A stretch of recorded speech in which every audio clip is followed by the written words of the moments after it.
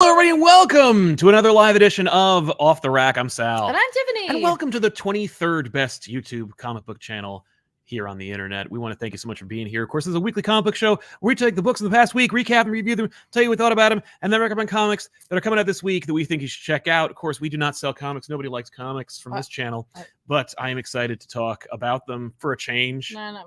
I was going to say we are the #1 comic book reviewing show out of this studio. That's right. Absolutely. Out of this, I would say out of this compound that we are renting from. #1. #1. We might even be one of the top 10 best comic book podcast channels that also stream on YouTube in New Jersey. I would say at least in a 50-mile radius. In at least 50 miles. Maybe. I don't know. That might be too much. Or like every pizzeria around here. Yeah. Best slice. Right? How do you know that? Rick and Morty nailed it when they were talking about, like, what is there, like a pizza judging contest every year? What was there, like a judging of this? No, they just say that they're the best. There's no body that authoritates that. That's right. Anyway, so that's why we could say we're the best, or anyone can determine what anyone's the best because they could just anoint themselves their own authority.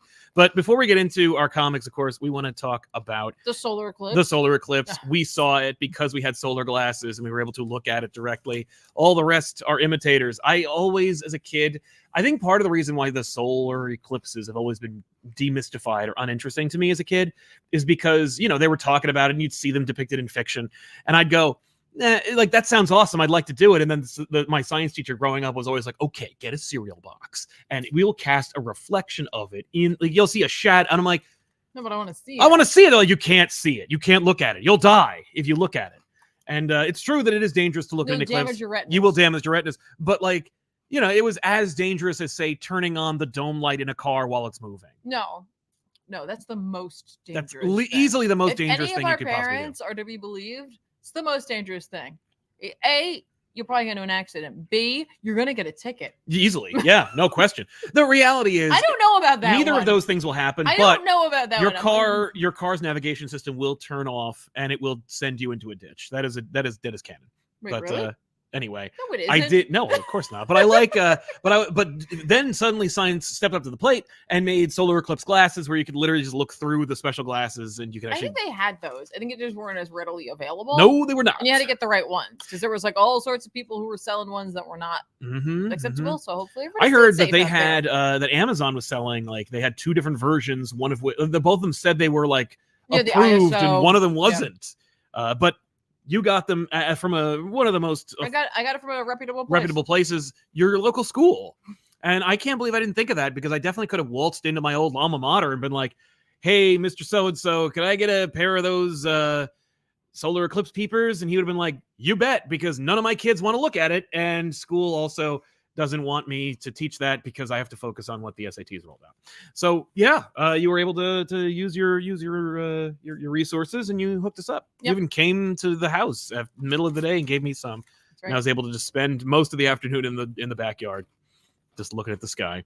I love that. That was great. I love that for me too. Thank you. But what did you actually want to say? What I wanted to talk about was a very exciting thing that came from Dynamite Entertainment, the comic book publisher that produces such works as Red Sonja.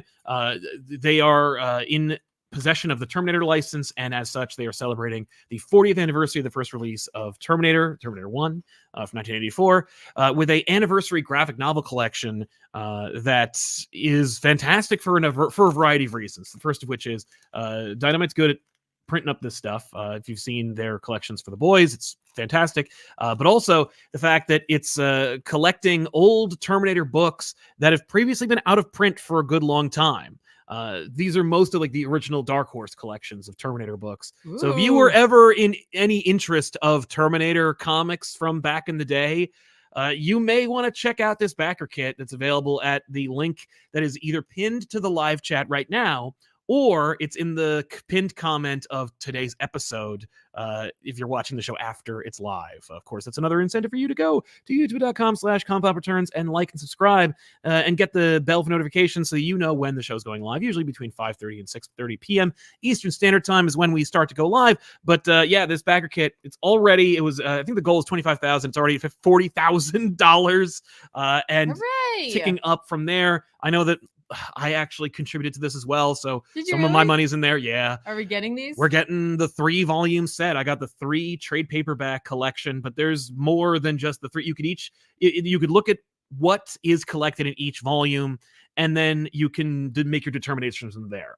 For me, I was like, it's Terminator. I'm just going to get it all. But you could get volumes 1, 2, and 3, or 4, 5, and 6. And you can get the trade paperback version. There's different versions. And there's different versions. There's the hardcover. There's a metal Scroll up. version. Yeah, I was going to say the metal jacket. The metal jacket. You can also get a special individual issue, like special chrome covered. If you're a 90s fan, you want some classic versions of those. You can. And if you back it in the first 48 hours, it looks like you get 3 digital comics. That's right. You get That's 3 digital cool. comics. Yeah. Terminator 1 from Dark Horse, the Terminator One Shot, which is the first appearance of Sarah Connor in comics, and Terminator Burning Earth #1, which I knew this beforehand, but I'm happy to report it, and it's here in the collection. I'm really glad they're highlighting it.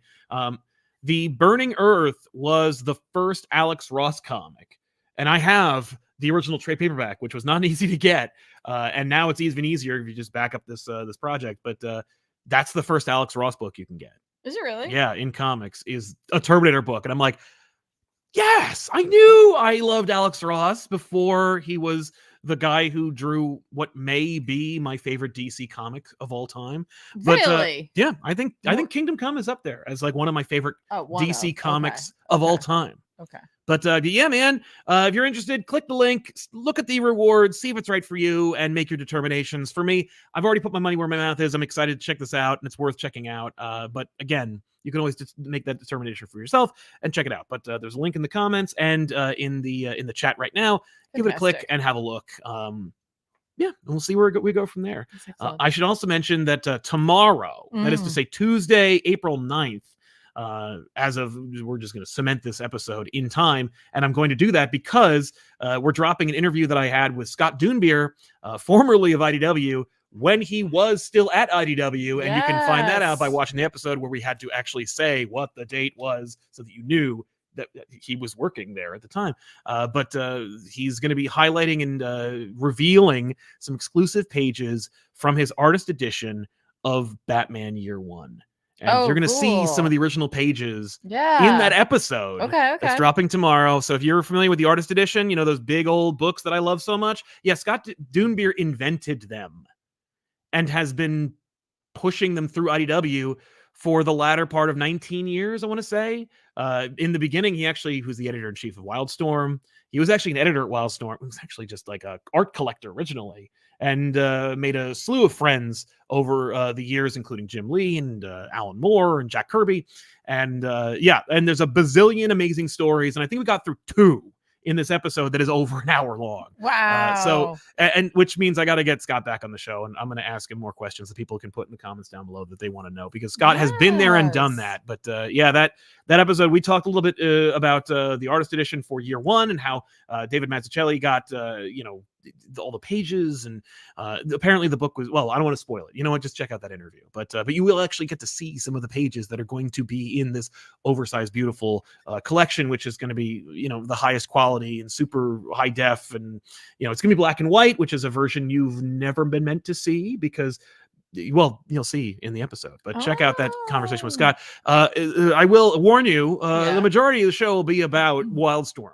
And more importantly, about like the formation of like Scott's ascension to editor-in-chief, being put in charge of Wildstorm and editing books like Gen 13 and Wildcats and so forth. We get to talk about the formation of the Wildcats Aliens crossover. This is very much like a Sal episode, and I apologize for that. But up top, but listen, if you're watching the show, you hopefully like a little bit about what we like as well. Maybe there's a little bit of magic in you. You like Tiffany stuff as well. But like my point is, it's highlighting that collection. But we do get off track, and we do talk a lot about like the formation of Wildstorm in the early days and how that works. And so if you're a comic historian and you like that sort of thing, then you may want to check out this episode. In fact, I highly recommend it because it's a lot of fun. And Scott's just a very interesting guy. He's going to be at San Diego. I'm going to use a friend of ours who is also going to go there to try and ingratiate myself further with Scott so I can talk to him more.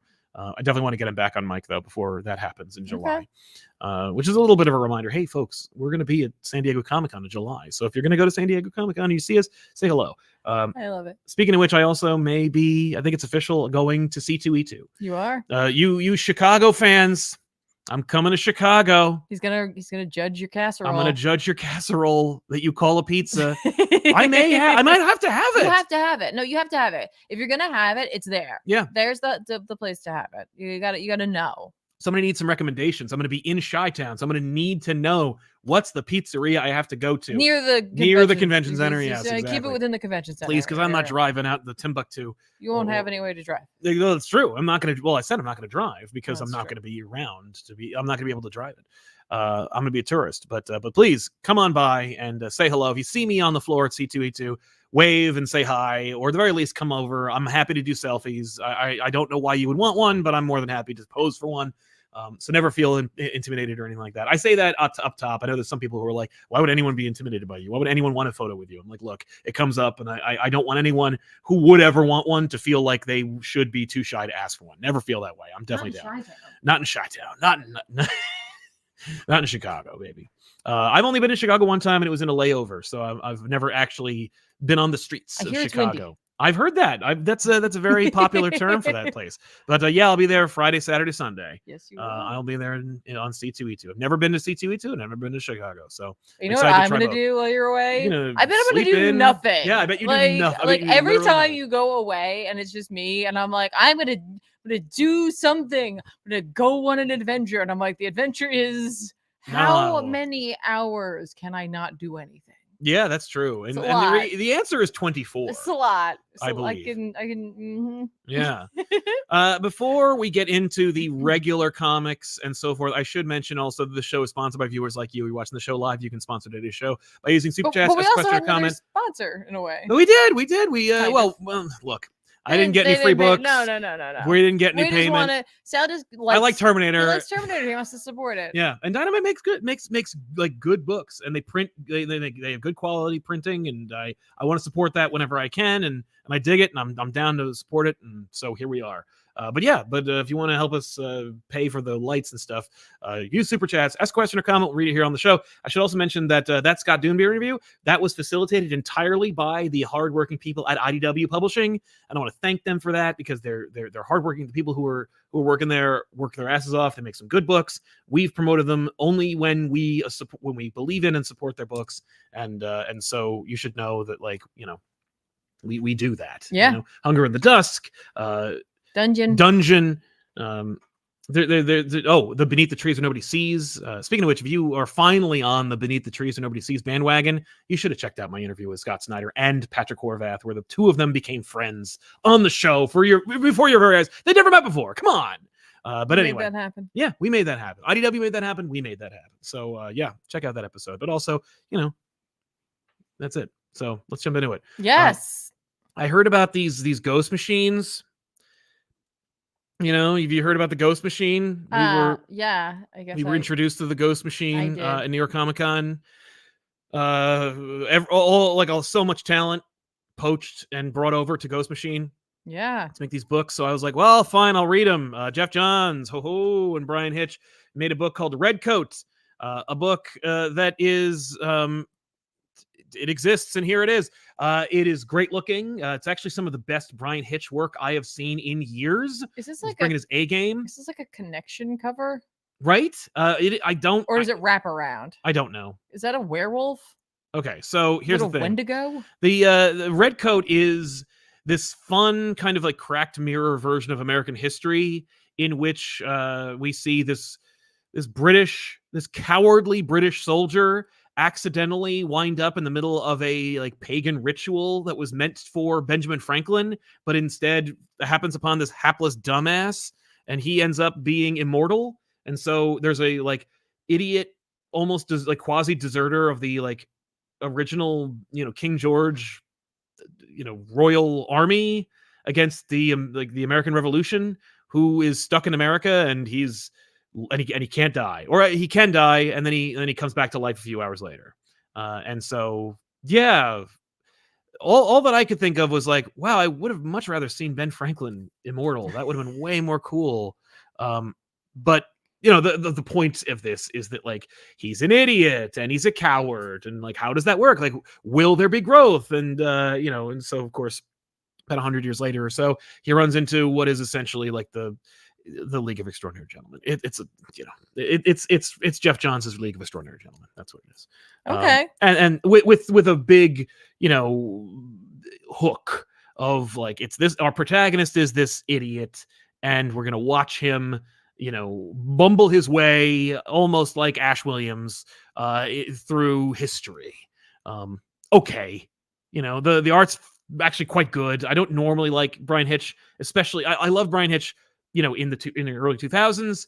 I didn't care for his looser style. I thought that it really actually was more of a detriment to some of the books, like his Justice League book that came out about like 5 or 6 years ago, and I wasn't a big fan of his work in Ultimate Invasion. But this is some good stuff. It reminded me why Brian Hitch is a household name. I'm sorry. Wait, nothing you said explained the werewolf, but I'm looking at. Oh, you know, there's magic and stuff. Jeff Johns did a nice job. You could tell like he's having fun writing it. And I think that there's something there. It was not as shameless as like some other, you know, comics that are made by bigger names that are clearly like pitches for TV shows. This was just a fun comic book, and it could have a lot to do with Jeff Johns. It could have a lot to do with just the fact that it's from Image. It could be Ghost Machine by way of Image, but it's just a regular comic book. Okay. Similarly, there's a book, Rook Exodus, from Jeff Johns and Jason Fabok. Of course, you know, this is the hot off the heels. Are they all wraparounds? I believe so. Yes. I only read them digitally, so I don't know. But Rook Exodus, this is very much by way of Three Jokers. Like a bird. You know, yes, exactly. This one was my favorite out of the two that I read. I also heard Giger came out, and I'm not interested, but I did. Yeah, it might help not having to draw insane amounts of buildings. It's true, and I really appreciate that he does draw the buildings. Rook Exodus, this one I was like, whoa. And it has a lot. Jason Fabok's doing a lot of the heavy lifting here. The art is just as good as the last thing you saw from Jason Fabok, which I think was Three Jokers. At the very least, very much a holdover. There's a lot of 9-panel grids, which I was like, okay, so you know, because I thought that that was kind of like, you know, a Alan Moore kind of homage when it was Three Jokers. It looks like it's just something that they're comfortable doing together.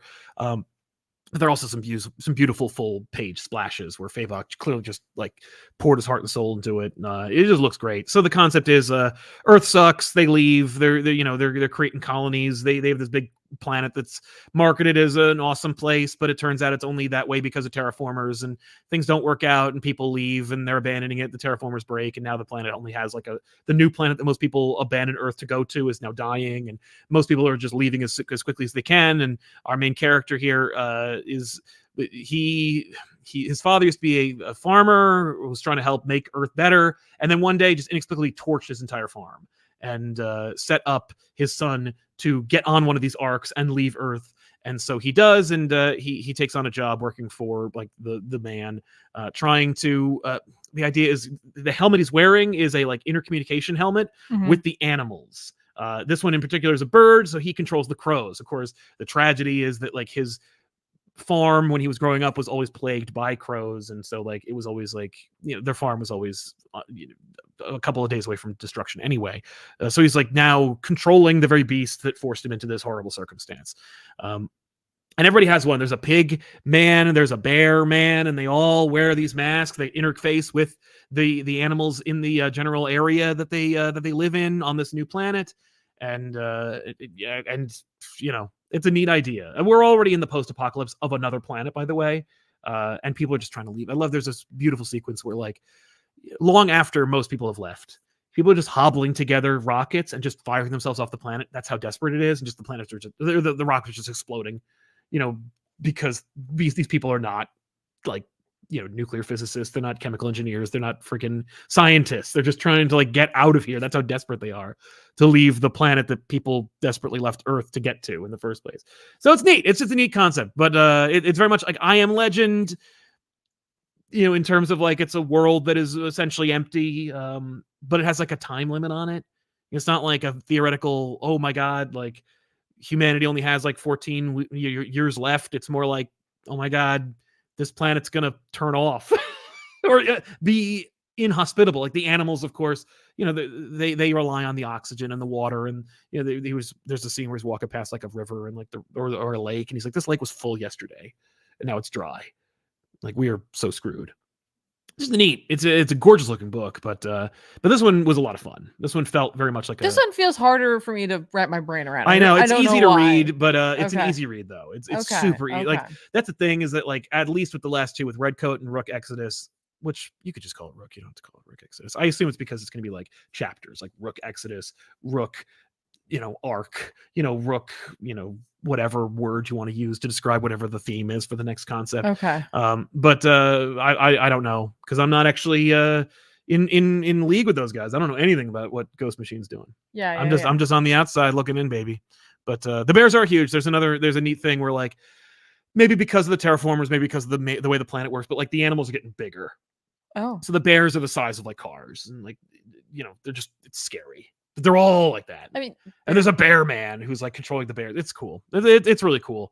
Yeah, I've always maintained, whether you like Jeff Johns' writing or not, he knows story structure. Like Jeff Johns knows how to write a story. It may be derivative or obvious in some cases, but when it works great. Yeah. And when it doesn't work, it's still a story. Right. It's not like when, you know, you read a comic or a story or a movie or watch a movie and you're just like, none of this held together. You know, like even with the worst Jeff Johns comics, it's still at least readable. Right. And this is not that. I'm just saying, like, you know, I've been critical of him in the past, but one thing I've always gave him is that he knows story structure. Well, that's great. And yeah, so he delivered. Redcoat is more fun than Rook Exodus, but I like Rook more. There you go. So there you go. That's my Jeff Johns half hour of promotion, which I didn't mean to do, but wasn't a half hour. No, I'm just kidding. But yeah. So what else we got? What do you got, Tiffany? I'm gonna really quickly just talk about something that's actually older. Even literally the second issue came out. I read the first one. I finally read the first issue of The Last Mermaid #1. I just wanted to point it out. Look, here's my physical copy because it's a shape. I love it. I have to get the second one now. Really liked it. It's by Derek Kirk Kim entirely. Interestingly formatted for sure. You know, it's like fairly square. Yeah, size. It's like Black Label, basically. Yeah, no, it's not all Black Label. It's a full square. It's a straight up square. It's pretty square, so it's like smaller too. So it's interesting, right? I don't know Derek's background, but I'll be honest with you. Like some of the panel work in this read a little more like it was almost like an animation in a sense. Like there just seemed to be extra frames, which was. At first, I was like, I don't know how I feel about this. But overall, you know, this is a really fast read. And the story is interesting enough for me. I really was like, I have to get the second. Totally. For sure. I mean, the concept here is a mermaid who's in a mech. Because like a water mech? Yeah, because like the planet, which is clearly Earth, because like we're at like the Golden Gate Bridge at some point, is like bone dry. Damn you! You know what I mean? Yeah. And like she lives in a bubble. She lives in a bubble with her little axolotl. Okay. And she has to like go from like area to area trying to find new fresh water. Yeah. Because like the water that she has will build up a toxicity. Oh, cool. You know. Okay, that's sad. So I'm like that's neat. It's really cool. Really enjoyed this. And like I said, like I really wasn't 100% like as I was like initially jumping into it just because of like some of the pacing. But overall, like I was like, nope, this is great. A lot of it is told right now via imagery, so that's probably why we have some additional panel work going on there. There isn't a whole lot of language in this one, but that doesn't mean in the future there wouldn't be. So just really fun, good stuff. So I'm gonna grab the second one. You know, neat. Nice. The Last Mermaid. The Last Mermaid. Issue 2 out now on sale. Yeah, it was out last week. Yeah, exactly. By the way, if you do like mechs, you may also enjoy Helldivers 2. I don't know if anybody's playing it, but I am. We are, and not that we're opening it up, but like we do have a Discord. There's a link in the description, and we're encouraging folks who are members of the population. That's the word we use to describe the folks who watch ComicPop. But if you're a member of the population, you're looking to squad up with folks from the population, join the Discord. Check out the channel that is just called Helldivers 2.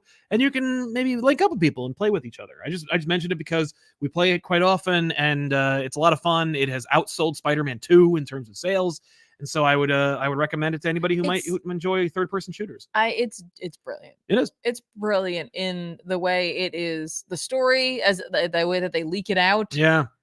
Yeah, like you're getting meta text. Like you're getting like you might get information about the plot from Helldivers 2 from like a random Instagram or TikTok video.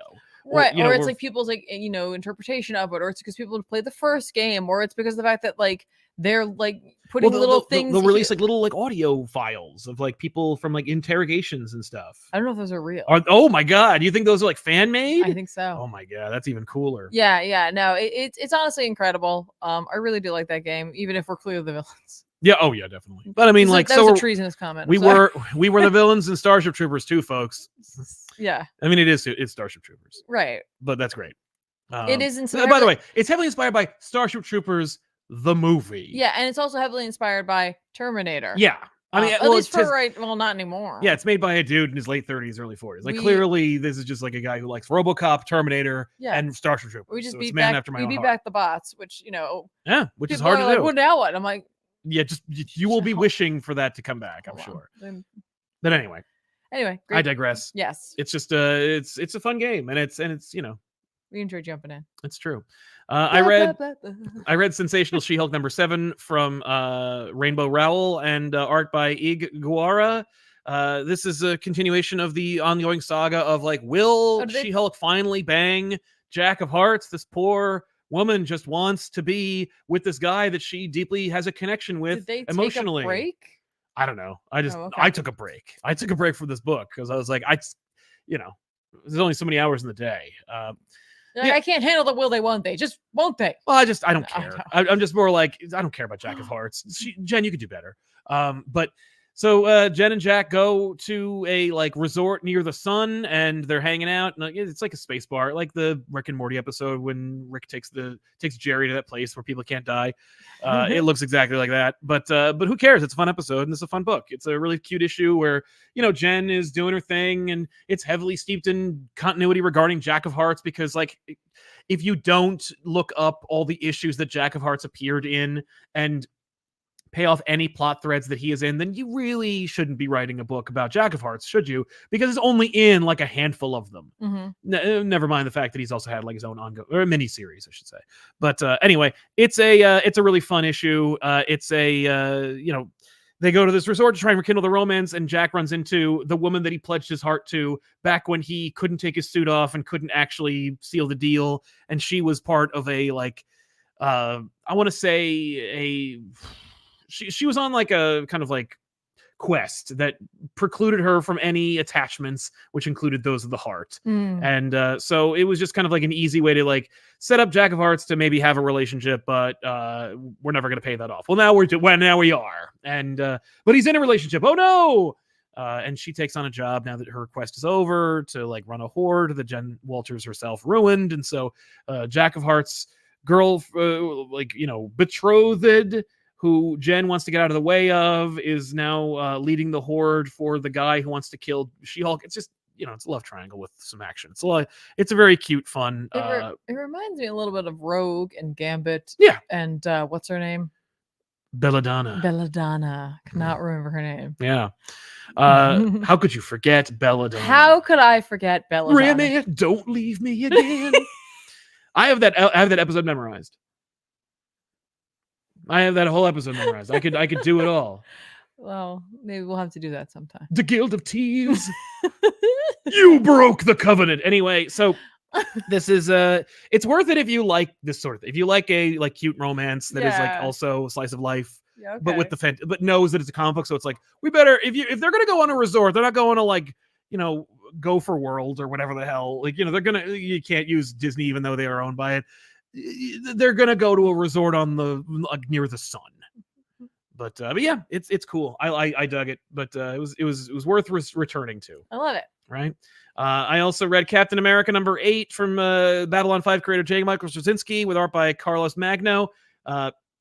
this is the most like the JMS Spider-Man it could possibly be. It is so much like it. I'm like, oh my God, I wish this was just Spider-Man again.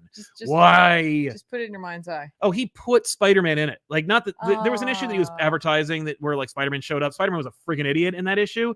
It might be JMS trying to like do a commentation on that, like, you know, like commentating on like how dumb Spider-Man is now. Yeah. But like, no, Cap references Spider-Man in the issue. It's not that he appears in it, but the issue that this is a better appearance for Spider-Man than the one where he physically appears in this same run. That being said, this is a great issue. The art's phenomenal. It's beautiful and fun, and you know, really speaks to Captain America. It's about like people, you know. I mean, like, it is fantastical. There's demons and death and like at the heart of it, the life bringer. But it is, at the end of the day, it's all about family and people. And we're just watching like regular people, like, you know, they're not and demons. I guess that's, you know, fair to say. But you know, but we got a lot of JMS Spider-Man trappings. You know, like, there's a prophecy. Cap sees the end of his life, and it just so happens to coincide with the run that JMS is writing himself. And, you know, Cap willfully accepts it because that's who he is and what he does. And, you know, he's working with the beautiful women, but never makes any passes at them because he's like, you know, because he's Captain America. You know, it's just like, it's really cool and really good. And we watch Cap like face down, you know, bad people and demons, and he's equally badass and strong and brave. How many demons are in this for you? Actually, there's only one. Demons. Well, just, you don't normally pick up a Captain America book and there's like a big snarling embodiment of death that's like, nah! Like, it's just usually a guy in a green outfit with goggles that gets punched in the jaw. Like, it's usually Cap versus Hydra. The most demon-like monster you could think of that Cap normally faces is usually MODOK or something. I was gonna say, or Red Skull. Red Skull is a dude. That's a skull. But he looks. No, you're suggesting he might look maybe like Zarathos because he's a skull, because Ghost Rider is technically a demon. He's not. He is a possessed man. I've never met a demon. I don't know. I'm not going to assume. Well, this guy looks like what you would textbook describe as a demon. Okay. In fact, he's the embodiment of death, but it doesn't matter. The point is, this is a good book, and it's continued to be good. It's always good. It's, you know, poignant and relevant, but also, you know, it's everything that you would expect from a Captain America book if you also expected the Captain America books were good. You know what I mean? Like, if you told 12-year-old me, it's everything you expect from a Captain America book, I'd be like, oh, cool. So it'll be boring. It'll be full of characters I don't friggin' understand or recognize.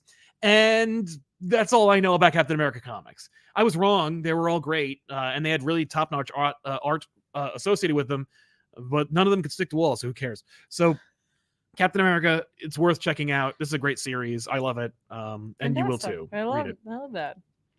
I love that for you. Thank you. I'm sorry. That's just like in my vernacular for right now. I'll get over it. Yes. Do you want to look at any super chats before we continue? I think we should absolutely look at some super chats. And for the record, Gavin, I am not a Jack of Hearts hater. I am a Jack of Hearts dismisser. You know, that's worse. I think that's more hateful. That's true. Or hurtful. I think that Jack of Hearts sucks and is lame and his costume's stupid and he invented it himself, which is so perfect. That sounds a little like a hater. I know, but I'm not wrong though. That does not make you not a hater. No, I'm an observer. I recognize that he is lame and stupid and he looks like an idiot. Okay. Kevin Kruger, when JLA comes back, what teams do you want it to be? I want Mark Waid to return. Is there anyone in comics that you hate, like Tiffany hates Pariah? I think we just established that I hate Jack of Hearts. It's not the same thing. But no, I do have characters that I hate as much as Tiffany hates Pariah or the Red Ghost. Although I think that the Red Ghost one is really unwarranted. As far as teams, well, he's stupid. Yeah, he's overly complicated. Okay, I'm sorry. So Jack of Hearts, because you don't like his costume, is stupid, and like I'm like, oh, I don't like Red Ghost because this is full disclosure. I actually do like his costume. I just think that it's like silly and emblematic of my problem with the Avengers that he used to be on, where I'm like, look at all these characters that couldn't sustain their own books. You can't blame him for that. He didn't choose that. He did. He made that costume himself. He says it in the issue of She-Hulk. But I meant the Avengers. I'm not wrong about the Avengers either. But as far as, I mean, look, the best Justice League book on the stands over the last 5 to 6 years is Batman, Superman, the World's Finest. Like, because look, you're buying Justice League to read Batman and Superman teaming up. on a regular basis. So who do you want? Dan Mora and Mark Waid. Mark Waid's a great idea. Yeah. I mean, honestly, like Batman Superman World's Finest actually is great because it allows you to get a Batman Superman fix and then allow the Justice League to rise and not necessarily be all about Batman and Superman. Or they can be in the book, but like they can take a back seat, similarly to how like Wolverine's taken a back seat to more prominent characters in the X-Men 97 cartoon show. But yeah, I mean, Mark Waid knows what he's doing. He wrote Justice League before. I think he'd do a fantastic job now. But there's plenty of people. I mean, I'd love to see Joshua Williamson finally get a crack at the Justice League for a good long stretch. I think he deserves it at this point. Tinfoil Tyrant. I would toss just because I don't know what that would necessarily look like. And who knows? Maybe he's already written it. I would toss Kieran Gillen. Oh, although I think everyone would be mad at me about that one. Yeah, it would be. I mean, like honestly, you know, I've never read it. I need to say I love Dwayne McDuffie. I've never read his Justice League run.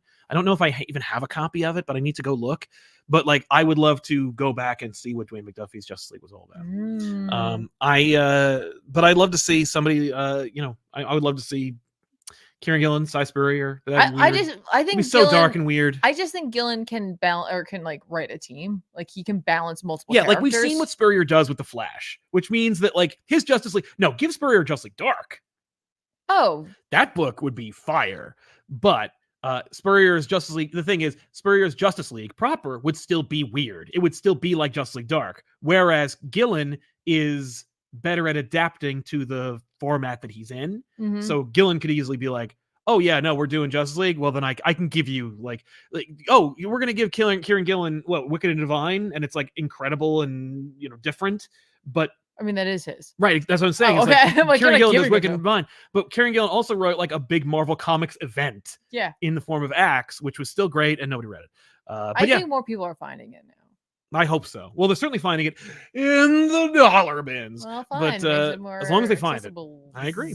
As far as characters I hate, I mean, I think we can all agree that Rogozar and to some extent, what's his name? Tempest Fugonaut? Yes, Tempest Fugonaut. You love him though. I do. I hate him. Like I've come around. I've come out the other side as far as my hate for Tempest Fugonaut. I hate him so much. I love him. It's you have an unhealthy relationship with Tempest Fugonaut. Is that what you're telling me? I mentioned, you know, like the Star Wars prequels, where it's like I hate them so much I know them by heart. I could literally like do a one-man show where I just do those movies. It's much I loathe those movies. Rick Rapp is a character. Rick Rapp I disregard to the point where when I see Rick Rapp in a book, I literally stop reading the book. With Rogozar, I'm like, no, you insist upon yourself. Rick Rapp is just like Rick Rapp is a troll. Like I genuinely think that Rick Rapp is made to make people. I think he's like comic book rage bait. I genuinely think Paul has become like a joke. He's become a meme. At some point or another, you know, Paul's going to be a goblin. You know, like, but with Rick Rapp, I think Rick Rapp is like, oh, you've just okay. You are deliberately antagonizing your audience.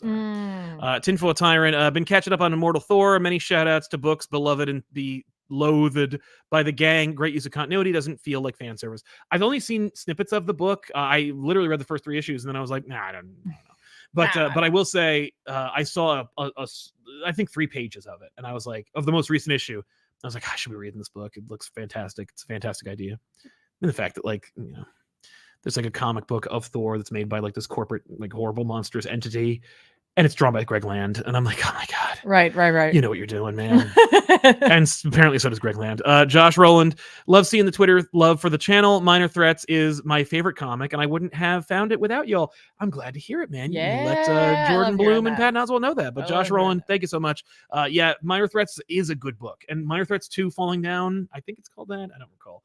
It actually, I think I'm talking about it this week, so it should be here. You better be. Yeah. There it is. The Fastest Way Down. That's like the same thing. Yeah, Minor Threats, Fastest Way Down. Patton Oswalt, Jordan Bloom, Scott Hepburn. This book we talked about on a recent interview episode on this channel where Patton Oswalt and Jordan Bloom joined us to talk about it. And if you didn't check out that episode, you should have checked out that episode. This is a really good series that you know, when it started, look, you know, one thing I don't know if I mentioned this on the interview, but I will say, like, there's a lot of like subversive superhero send-ups and, you know, ideas that are just like, okay, another one. Like, and another one, and another. Thank you, DJ Khaled. But like, this is actually like a genuine effort to tell a real story with characters that people actually care about. It's not a backdoor pilot, although these two both work in television and would make a show out of it. Sure. Like it is very much a celebration of comics written by people who actually read them and love them. Jordan Bloom is a like die-in-the-wool comic book fan. Patton Oswalt is too, but like Patton Oswalt is like, you know, when he comes to comics, he's visiting, right? And I don't mean he's visiting them when he's reading them, but he's busy, you know, like he when he's dropping in on comics, he's a visitor. Jordan Bloom is like, has always been there, and they like, but they have a real story with real characters that they're telling through the form. It doesn't feel like it's like a script that they set to art, you know, that they sent to an artist. Draw the spec script I wrote. This is a real comic book, and I like it a lot, and I think it's really cool. That's smart. Fantastic. It's just clever. Yeah. But yeah, I genuinely think that, like, I don't think you should start with 2, like, you know, with Minor Threats the Fast Way Down, if you're going to jump in, like the second volume, but it's better. Like, this first issue is better than the last run. Okay. So it's going to improve. Like, it does. If you like it's the first only one, getting you're going better. to like the second. Yeah, one. exactly. So yeah, check that out. It's cool. You know.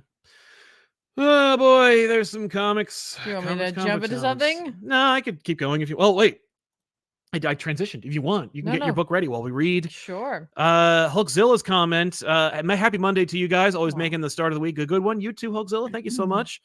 Boris Fraser. I wish they had RoboCop versus Terminator in that collection. My brother had a single issue when I was younger. Oh, that's awesome. My question is, which one? Because Dynamite has printed the RoboCop Terminator Kill Human volume, which was like a reboot, but I think we all know what you're talking about. You're talking about the Walt Simonson, Frank Miller RoboCop versus Terminator that we did on back issues like forever ago.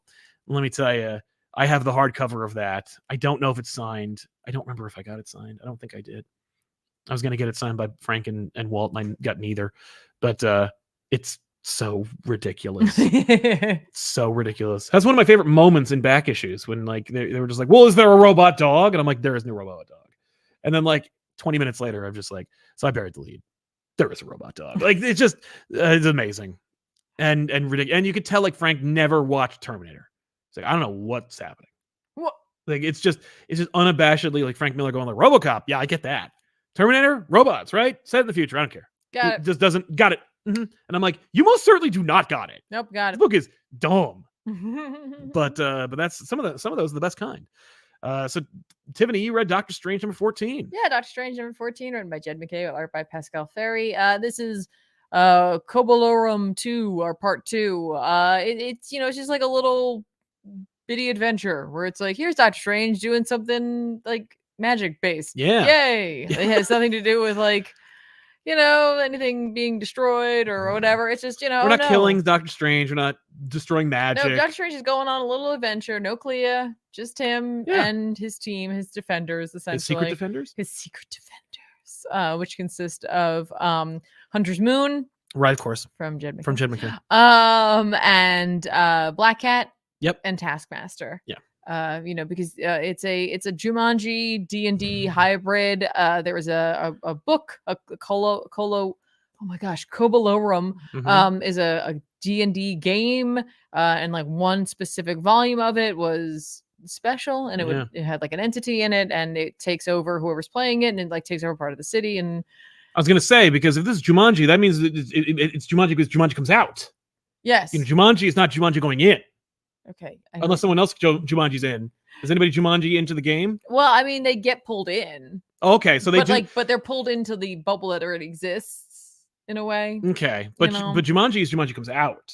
Yeah, and that's what happens here. All right, so Jumanji comes out, but then they get Jumanji, and then they get pulled into the out. But then they get Jumanji in to the out. To the out. That's already out. Okay. You lost me. But essentially, like, Strange is like, I have to follow the rules. So we have to have like a party. And so, like, we have our rogue, our priest. Yep. Our like fighter, warrior. Or sorry. Yeah, no, priest, rogue, mage. It's a wizard. And off they go, right? And in the last issue, we were like, oh no, Baron Morto is behind this. What? Yes, that's right. That's right. Is it a projection spell? It's not Morto? No, it's Morto. Oh, okay, good. No, it's Morto. That's fine. You And know this what? is it, by Morto the hasn't way, been the bad guy in a while. It's just 2 issues of this break. Oh! That's it. I was like, oh, I kind of want a little bit more. I feel like Brevoort was like, there's no way they're going to stomach more than 2 issues. Just do this. If I'm reading Doctor Strange, like either Brevoort doesn't understand that like I am more than willing to Brevoort isn't on this as an editor. Oh, what? Yeah. Oh. Excuse me. Oh, pardon me. Excuse me, sir. Get your facts straight. It's fair. Who is the editor? The main editor is Darren Shen. Oh. Shan. I don't know them. Anyway, it's just 2 parts. And so like I really wanted a little more of them like going through and like playing the game essentially, but we don't really have time for that since it's just 2 issues. Parts. And by the way, it makes complete sense why it's only 2 issues, and I'll get to that in a second. But we make enough room in this issue for Doctor Strange to like old school Doctor Strange figure it out, where it's like, oh no, there's a dragon, I must deal with the dragon, for it is like super special or whatever, so I'm gonna take care of that, and the rest of you deal with this. Yes. Deal with Baron Morto. You guys go fight Baron. Felicia, go fight Baron Morto. She's like, okay, cool. Leave. Got it. Leave and have sex with Spider-Man. Got it. Immediately is like, hey, Morto, if you want to match his payment, I will completely flip sides. I know you're loaded. You're a Baron. Morto's like, I'm not doing that. He's like, I think I'm just going to kill the party. Yeah. And Taskmaster's like, oh, crap. Which, by the way, Morto is like seriously a dork. He knows all the, like, he's doing all, and I'm like, so awesome. You play? Oh, yeah. Well, no, he would. He had friends. I wish they pushed it a little further, but I'm getting that vibe. I'm like, you're just mad because you never had anyone to play with, and that's not what happens in this. Does Morto, or does Taskmaster finally, like, does he watch how they do magic and learn magic? No. I guess he could, but he doesn't. Instead what happens is Morto's like, oh, you know what? Because like Hunter's Moon and Taskmaster like go at him, and he's like, you know, we haven't really played the game, and he kind of puts them essentially into like, he uses the book to give them like a story. Yeah. And so it's like Hunter's Moon is like, you know, like has all these like guys, and he's fighting, you know, the rogue Taskmaster, and like they're just doing it. They're like going about it in like this world, right? And the entire time, and I'm like, and of course, like we all forgot about the rogue, right? And I'm like, because it's the rogue, right? Yeah. So inevitably what happens is Felicia gets the book from him. And that's all they had to do, really. And that's like, it's like spectacular, you know, because it's like Felicia who has like, she has no powers. She has 0 patience. Oh yeah. For this whole thing, for the nerd thing, for the magic thing, just 0 patience for it. But Jed McKay did write for her, so therefore she must be in the book. But like essentially like right at the end, they're like, you know, it's like the 2 of them facing off, and Morto's like doing the narration for it, where it's just like one would die on the battlefield, if not both. Right. And like then they go to blows, and then Felicia, or I think like, and the killing stroke was made, and she's like, and then they realized that they were being played for suckers, and they're like both like, what? and they got over themselves. So she's like, yep, totally forgot about the 10 over here. She calls herself a 10. I was like, I think most people would agree. Yeah. Ben would give her high marks. An 11. Yeah. But Strange realizes that like Kobolorum is just lonely. It's sad. Like it has no players, but like he's like, I can't leave the children with you. But like it also hates Morto for what it's doing and how he's using them, because Morto's like, I was mistaken. I was trying to like take over the world, and it turns out I could just take over my own world here. Yes, I see. And so like Morto gets punched in the face, and then the book is over. Yeah, like, you know, Clea shows up and punches him in the face.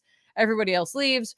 Strange is like, what am I going to do with you, Morto? Like every time I try to, you know, deal with you, you end up breaking out. Like what's my, what do I do here? And so like he ends up tossing him into the mirror, the Crypt of Shadows, which I was like, oh yeah, the Crypt of Shadows, that book that they did where it was like, what's going on? Like, you know, narrated by Strange's brother. Yes. Right. And like, he came out of there, and he left bats in there along with the 2 snakes. Yeah. And that's when I remembered that Blood Hunt was coming, and that tied everything together. And I was like, oh yeah. We can't have more fun. We have to tie in with Blood Hunt. Well, no, I meant like that's why they peppered in his vampire brother. I'm like, okay, yeah. Okay, cool. It's all coming. All right. Got it. We there. How would you feel about this pitch? Yo. He's like, what am I going to do with you, Morto?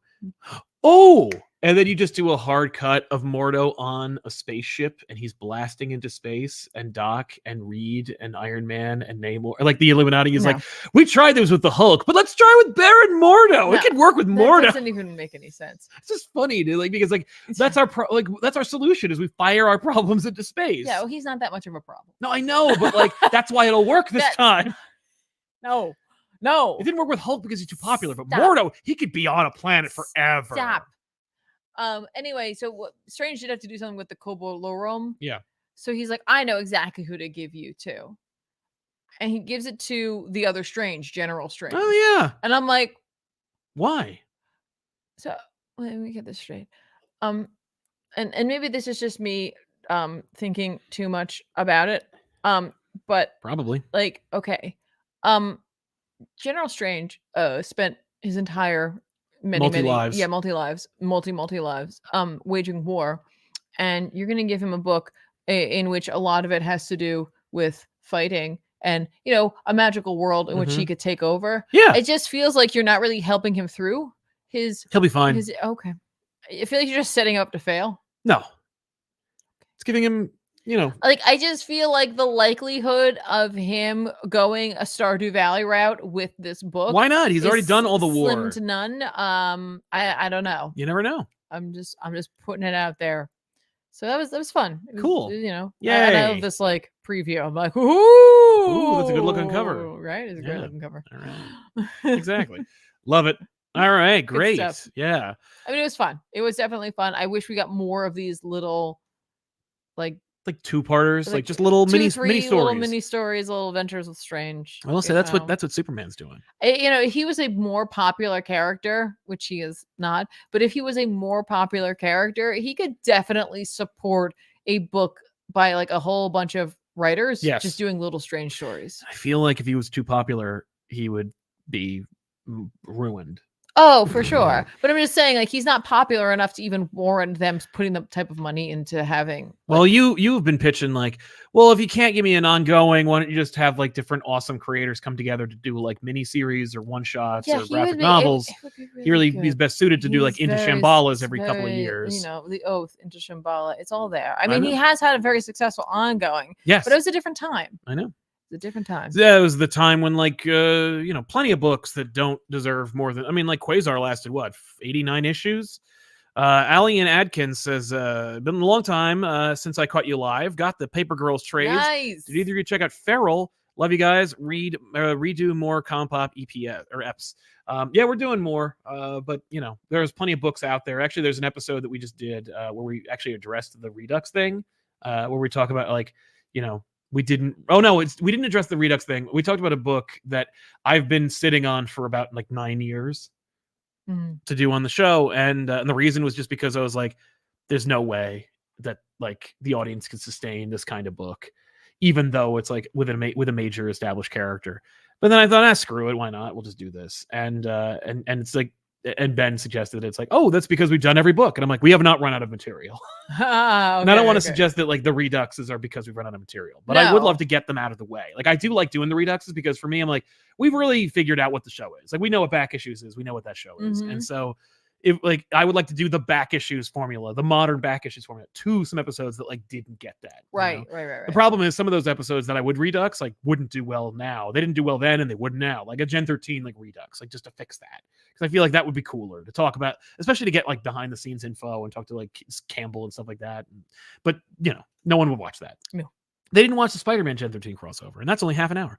But Ethan Clevitar says, I'm going to C2E2 as well, which will be my first con. Yay. Any tips that you can impart to make me the most, to make the most out of the con experience?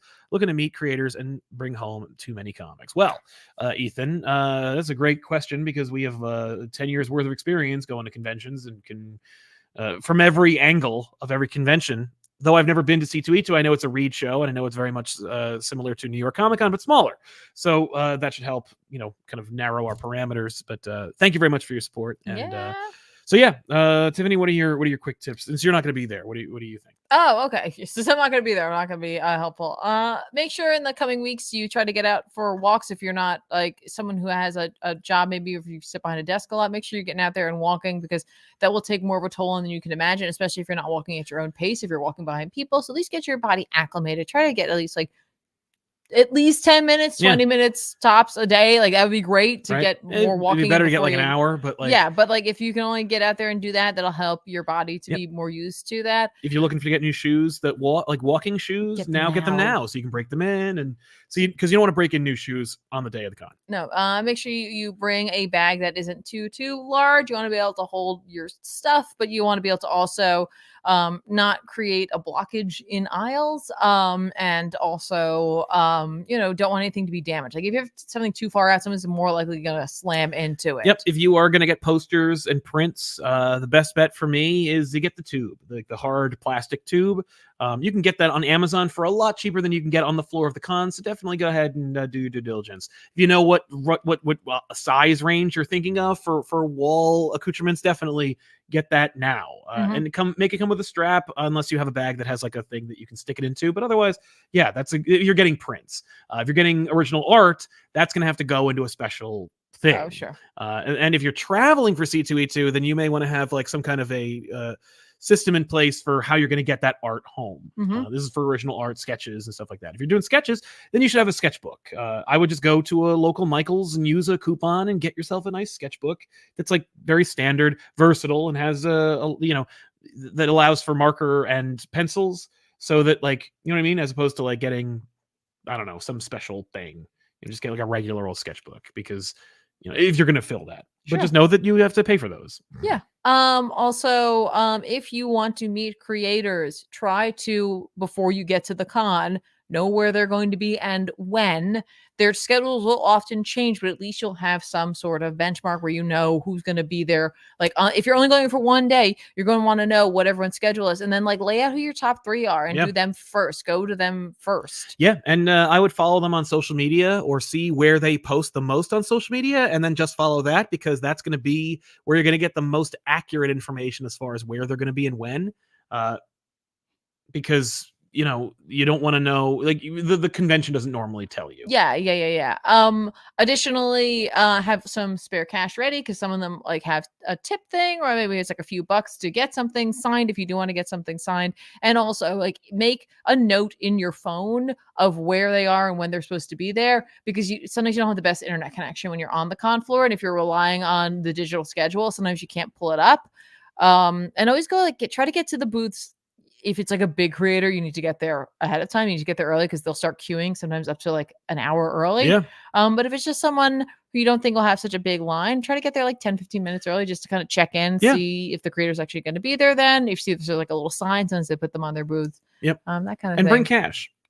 For sure. If there's like no one else you want to get signed, like something signed for, and you just want to walk the floor and get some good deals on things, try to do at least a quick spin around, just eyeball where you see some sales, because you don't want to like see a big booth with lots of comics and then go and find like that there was a booth like maybe 2 down that has like a bigger sale. Yeah. So yeah, these are a couple of tips that you can go with. Hulkzilla, the next DC Marvel crossover needs a Pariah versus Red Ghost issue, and Tiffany should cover it. I agree.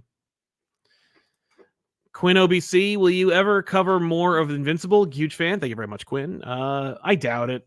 Maybe, but probably not. I think we nailed it the first time. We don't need more. But maybe.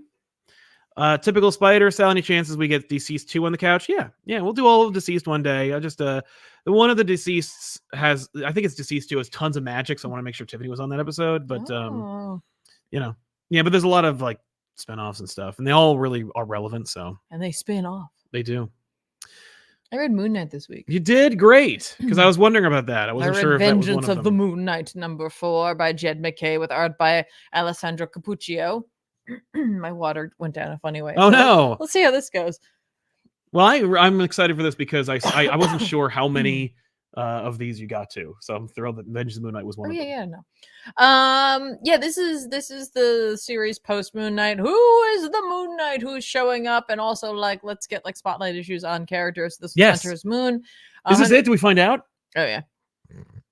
Hunter's Moon, you know, and Moon Knight had like a rocky start, but you know, he has come to view Mark as a brother, and you know, he's talking with the therapist, doctor. I don't know if she's a licensed therapist. Oh no. It got me. Yay. Hopefully I got it. But we get to see his interaction with her. Oh, good.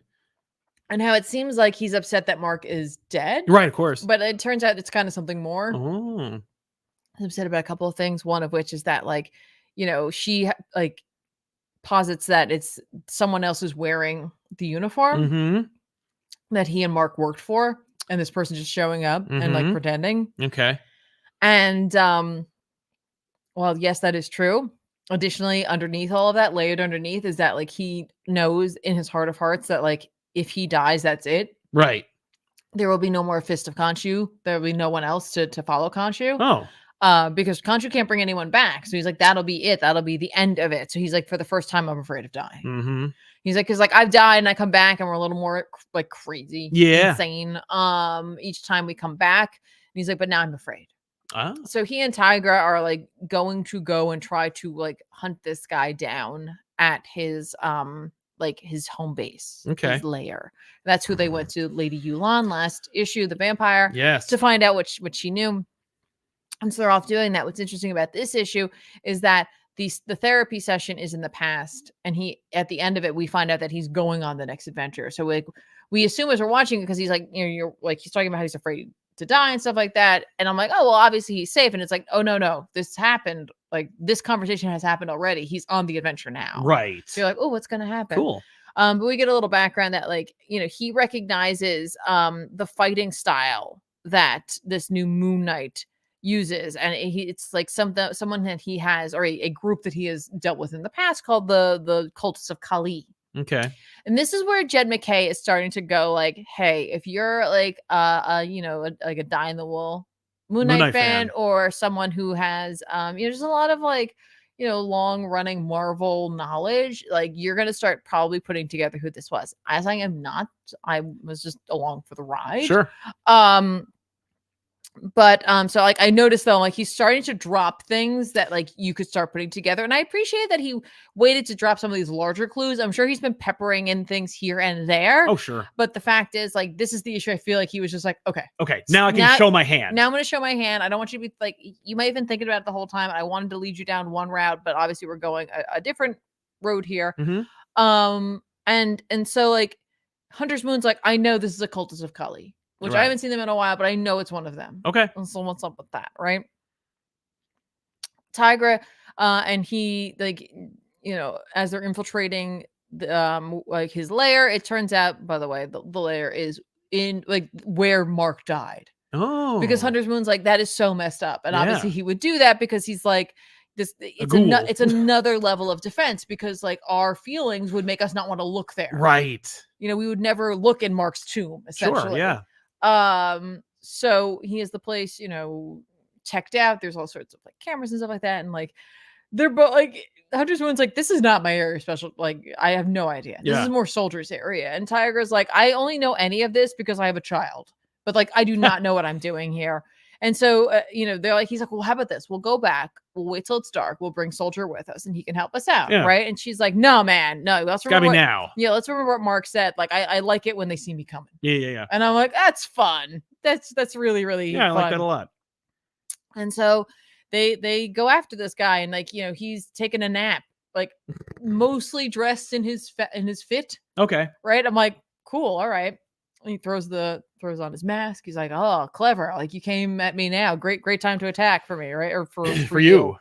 So they fight, and that's when Tigra reveals that she's like, you broke my nose the last time, and you sprayed me with pepper spray. And she's like, you didn't break my nose this time, and I get it. I get why. She's like, you didn't want me to catch your scent. And now I know. I know who you are.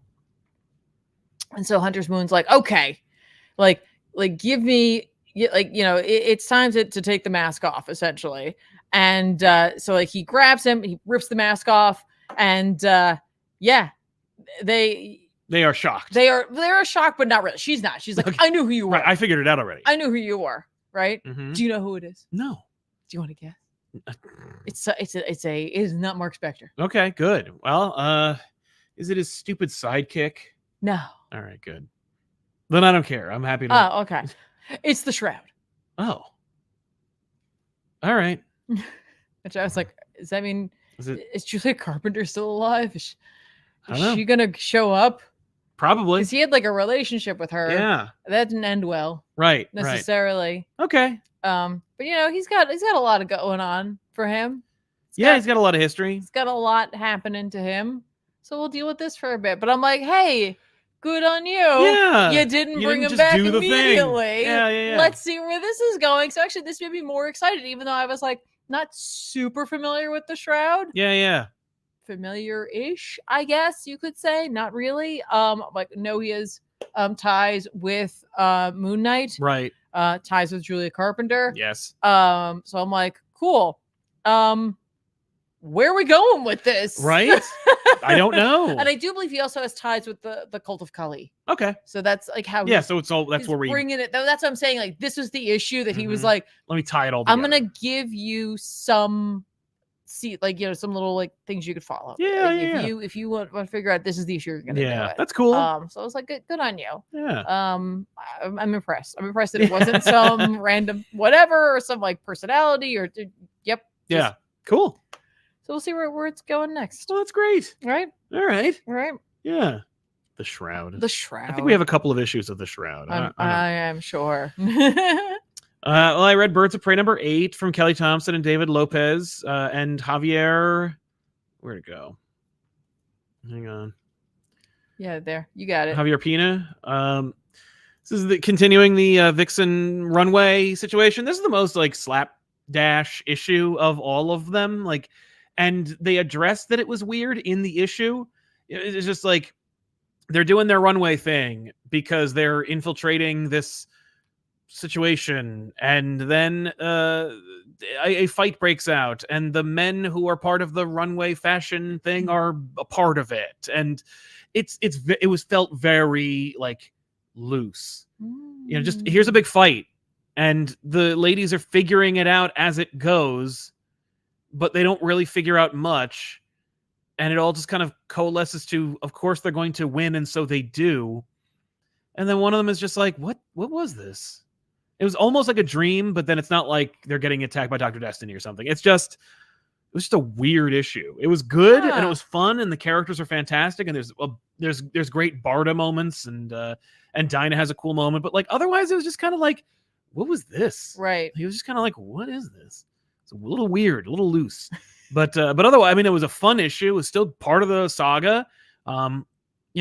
There's the story wraps up with a portal that opens up that Dinah has to go through, and she's like, I don't ask any of you to come with me, and they all of course follow, and so you're like, yeah, there we go, teamwork, let's go. Yeah. But otherwise it was kind of like, what? Like, okay. Good character moments, not a lot. It wasn't, this could have been the same criticism could be given if this issue was just them sitting around like drinking coffee and talking to each other. Right.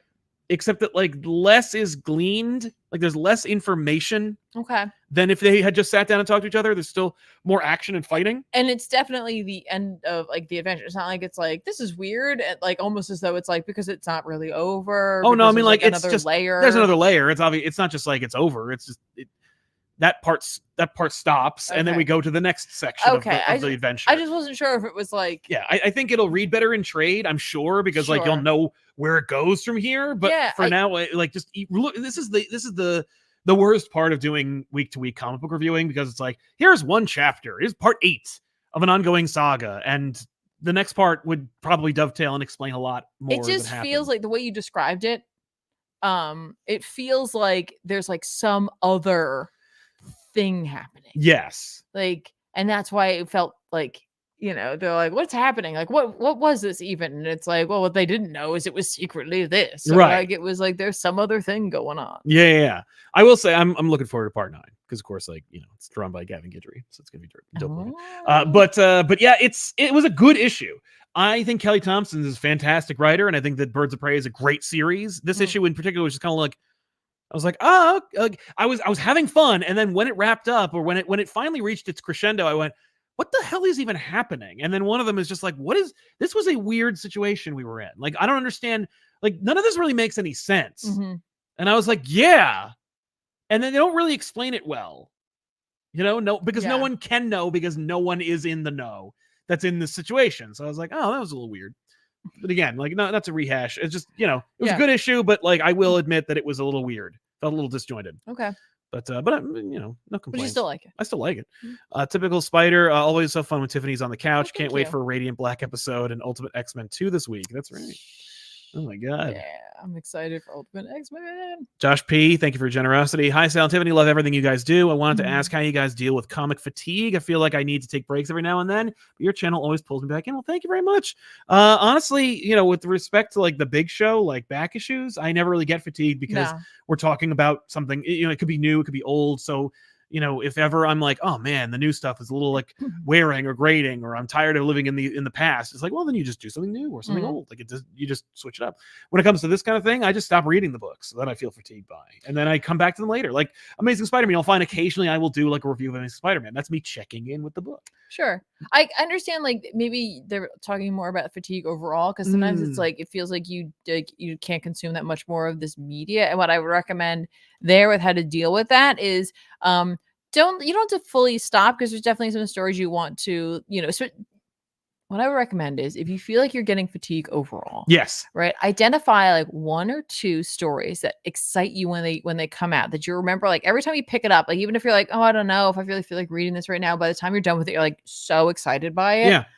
And keep reading those, and then maybe like go and like watch something you've wanted to watch for a while, and that could go on for a couple of weeks, where it's just like, I really wanted to get into this show, or like I really wanted to play this game, and or I really wanted to go outside and hike or something like that. Yeah. And then like you'll be like more open. I feel like your brain will have freed up some bandwidth, and you can go back and start looking at those stories again that maybe you missed out on. You want to go back and pick some stuff up, but like keeping those ones that excite you the most will keep your foot still in the water. I agree. Good advice. The other thing is, like, there's nothing wrong with stopping for a while.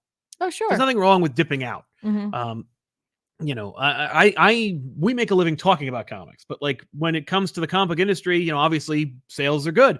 But we do have a vested interest in people buying them, but I'm never going to tell you to buy something when your heart's not in it. No, because it's only going to help to wear down your interest. Like if you're already in like on the precipice, there's no point in pushing you for more, because it's only going to be a short-term game, which I don't believe in. Additionally, I would also maybe recommend if you do week to week, right? If you're, skip it, or month to month, like instead of, like again, like if there's like 1 or 2 that's like, I really still want to get that. Like do that. If you're still like, I still want to get Batman, I got to get Batman. But instead maybe go and try to find like an original graphic novel. And I don't mean a trade. I mean an original graphic novel, one that's like, here's the story and it's over. Yeah. It's like something that like may reignite your love of comics, because you don't have to worry about like, how will they sustain this? How will they keep this going? They don't have to. Here is the story. Yeah. That's like so great about The Promise of Black Label. Right. Right. Was that type of book. So like I would try something like that. I agree. Tiffany, you read some X-Men? I did. Oh, no kidding. That's great. I was trying to like bury the lead there and I couldn't. Jerry Duggan on writing with art by Josh Cassara. Cool. This is X-Men number 33. I was going to say 36. I don't know why, but I was going to say that.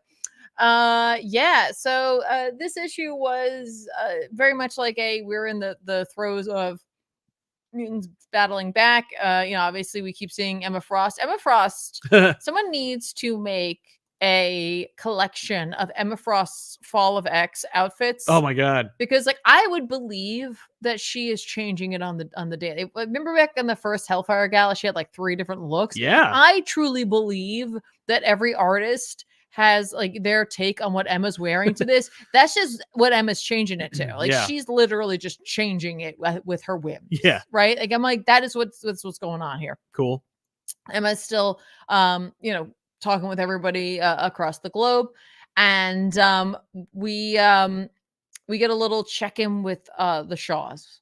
Sebastian Shaw, who I had forgotten, but this book was like, hey, don't forget. This book did that a lot. This specific issue was like, don't forget this. And I was like, oh my gosh, thank you. Because I was going to forget. Thank you so much. That's like, Shaw's not a mutant, Right. They like took his powers away. Oh. Right. When he like joined Orcus. Mhm. So essentially Shaw's doing what Shaw does best. He's hedging his bets both ways. Naturally. So he's just like, okay. So he has a whole plan Mhm. where he's just like, okay, if Orcus wins, great, I will have helped out. And if mutants win, then I'm gonna turn this guy in and I'm a hero.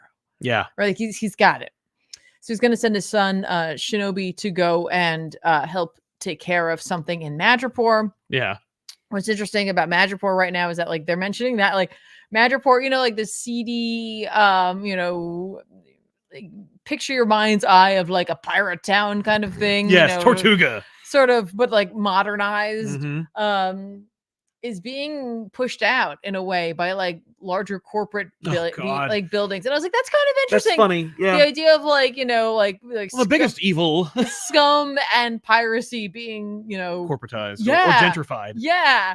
But like part of it is still there. And do you guys remember? I think they're the Reavers. Yes. Yeah, you remember those guys are like part machine, part person. Like Domino. Yeah. Yeah, well, they did that.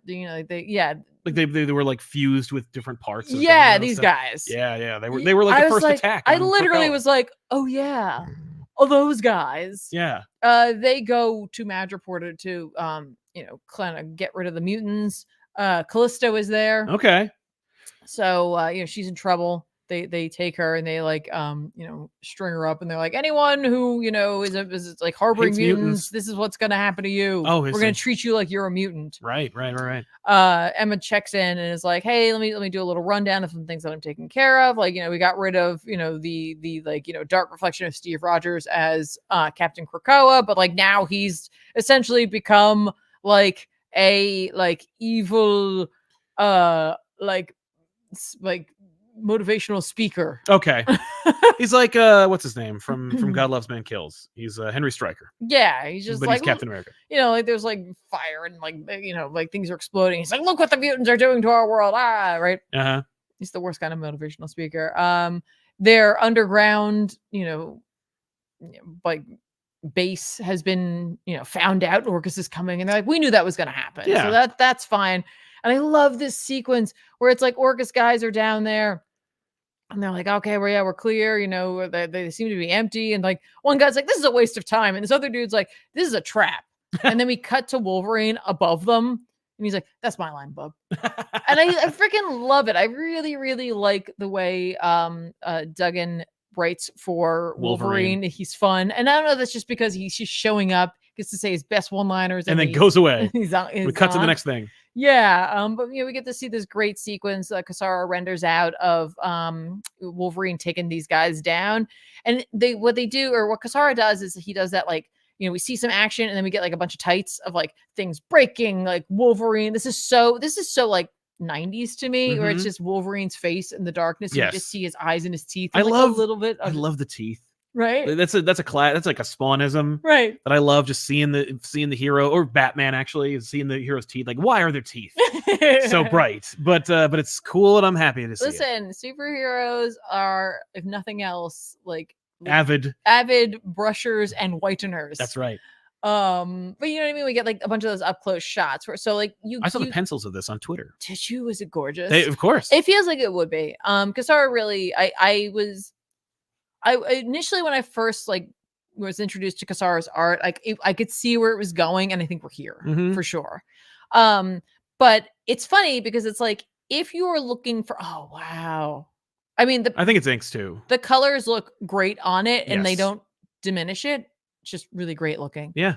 I'll throw it up too. But like right now, a lot of people are like not sure about the hyperviolence that they're seeing in the Wolverine book. And this is funny because like this is violent, but the way it's depicted, it's not as jarring. Right. But it's still, there is violence, there is blood and gore, it's and all the expected kind of violence. But it's the Wolverine level of violence. And that image of him just standing there. Yeah. So good. And you could have saved shadows. If you needed to put more story, you could have actually saved us those two pages and shoved more dialogue and exposition. But like, no, let's see Wolverine cut loose, pun intended. Yeah. But like, I love like Emma's dialogue here, by the way, is spectacular because like she's like, don't worry, like we're taking care of those folks down in like, you know, In the tunnels or in the whatever. tunnels. And she calls him the Wolverine, which I think is Mm. cool. She's like, they can face the Wolverine. Yeah. And then she's like, we're glad to have him and his work. Nice. You know? Yeah. And his talents. But like she's like, now like there are those who need help in Madripoor. And who shows up but Shadow Tiger. Oh no. Kitty. Yes. And you know, she frees Callisto only to, you know, find out that Shinobi is there. Callisto's like, I'm gonna kill him. And she's like, hang on, let's hear him out. Shinobi essentially is just like, yeah, my dad's like playing both sides of the field, but like I'm here actually to support the mutants. So like, you know, it's fine. We'll make this happen. All right. And they give the location of Dr. Killian Devo, who was another high priority target for Emma within Orcus. So Emma and a bunch of other mutants, big names. We're talking Forge and Wolverine and Magic and, you know, and Sync and Ms. Marvel. That's all of them. Okay. They all show up and immediately are unable to complete their mission. You know, he utilizes tech against them, and he's actually going to toss them into the negative zone. Oh, okay. He's like, I have a negative zone projector. Cool. He's like, here's the thing. So when Reed Richards was missing, all of his intellectual properties became damage controls, and then like we got those. Right. Okay. Cool. That sucks. That's crazy. Right. That's a problem. Right. And then this is where, first of all, I had forgotten all about Devo. Right. Right. And I was like, oh yeah. All right, great. We're again, a lot of these writers are going like, here are some threads we left. We're probably not going to get them all. Here are some threads that we get. And like let's weave these in and try to keep this nice and tidy. Yeah, right. Yeah. So Ms. Marvel is like, hang on, I have an idea. Like, can you like give me like a mental connection to someone, Emma? And she's like, I know what you're doing because I can read your mind. And you know what? I don't think it can make anything worse. Right. So let's give it a shot. So Ms. Marvel has them reach out to Dr. Doom. That's great. And I was like, oh yeah. Oh yeah. Doom has his own mutants too. Right? Oh yeah. Right. So, you know, he's like, what do you got? Why would I help you? What's going on? Why are you here? She explains to me the mutants. Emma she's like, I'm just gonna tell you, I'm just gonna cyclically show you what's going on. And like Doom is like, okay, so Devo thinks he's gonna cleanse the earth, but that's my purview. Sure. Oh, I think not. I'll send them. And I'm like, right. So they show up, everybody works together. Yay. They literally destroy him. Like, yeah. They destroy him. They destroy him. He is destroyed. Yes. And at the end of it, I love Wolverine. Like he's like, you know, like he's basically like, hey, you did good. That's pretty good. Yeah. Way to go, Doom. I seen some stuff. D-Men. Right. And they're like, save your breath. We're not joining the X-Men. We have no desires to do that. Fine. Right. I love this because Wolverine goes like, that's where the best ones come from. Like me. I'm like, what is this? What is this like chipper, like upbeat Wolverine? Is it because he gets to kill a lot? He's just riding the endorphins. He's just like, I'm feeling great. This is probably taking place after Sabretooth War, so I'm feeling a lot better. He's like, I'm the best at what I do. Yep. Let me do it. And what I do is, just let me do this. Yeah. Here we go. Good. Emma checks in with Cyclops, so Cyclops can talk to everyone.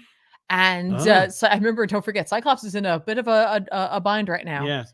And Nimrod has him, and Cyclops is like, listen, everyone, like Orcus is not what you think it was, right? Like the machines, AI, they were here to pit mutant against human so that they could create their like machine god, essentially. So we have a bigger problem because Sentinel City is here and it is a problem. Yes. Which I was like, this is brilliant because like I knew the Fall of X was going to be going on for a little bit longer, but it felt like we were really doing a good job at like taking care of these loose ends and, you know, kind of, you know, getting some players off the table. And it's so that we can make room for the actual threat. Totally. And I hope people don't feel like this is them like introducing something or a concept right at the end, because if you think about it, they've been building toward this the entire time. It's only now being revealed to our characters. Right. So yes, I'm like, this is great. Really, really good book. Love the art style in this. Like I said, like Cassara has been someone that, you know, we've seen for a while now. And like, I just feel like his art is really like, I don't know, it's coming to its own. Yeah. Really, really digging it. That's great. Yay. Good for X-Men. Right. Yeah. Good all around. Fall of X has been cool. It has been. Right? Isn't that sad, but great? Yeah. You know what? No, it would be sad if it sucked. Yes. It's like it's a true fall. Right? Where it's like, oh, good. Like we had this like really fun time, and then you just but we're enjoying this. I don't know. Yeah. There's if you need to read one comic book that stars Peter Parker, the book to read is Spider-Man Shadow of the Green Goblin #1 from J.M. DeMatteis, art by Michael Santamaria.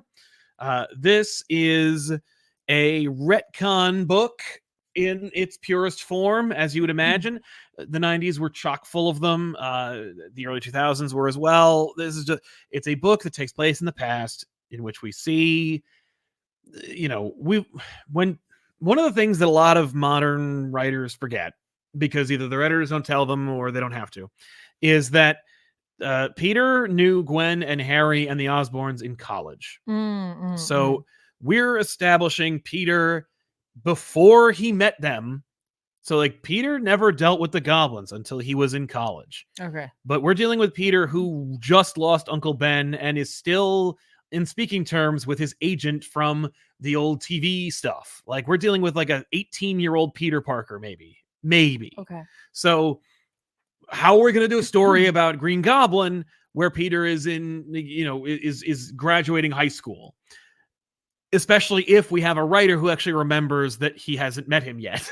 And so we there's a little bit of clever or cheeky references where, he says like, I never met Gwen and Harry until high school or until college, but Spider-Man did meet them in high school. Right. And so there's a story. So we establish like basically where the goblin's coming from, how the goblin formula is being engineered. We don't have the Green Goblin in this because Norman has not become the Green Goblin, but he was working on the goblin formula. And so we have a character named Proto Goblin who was a genetic guinea pig for the Green Goblin serum, whose life was ruined, and he's red and he's going to fight Spider-Man. Cool. Okay. But of course you're reading a J.M. DeMatteis story.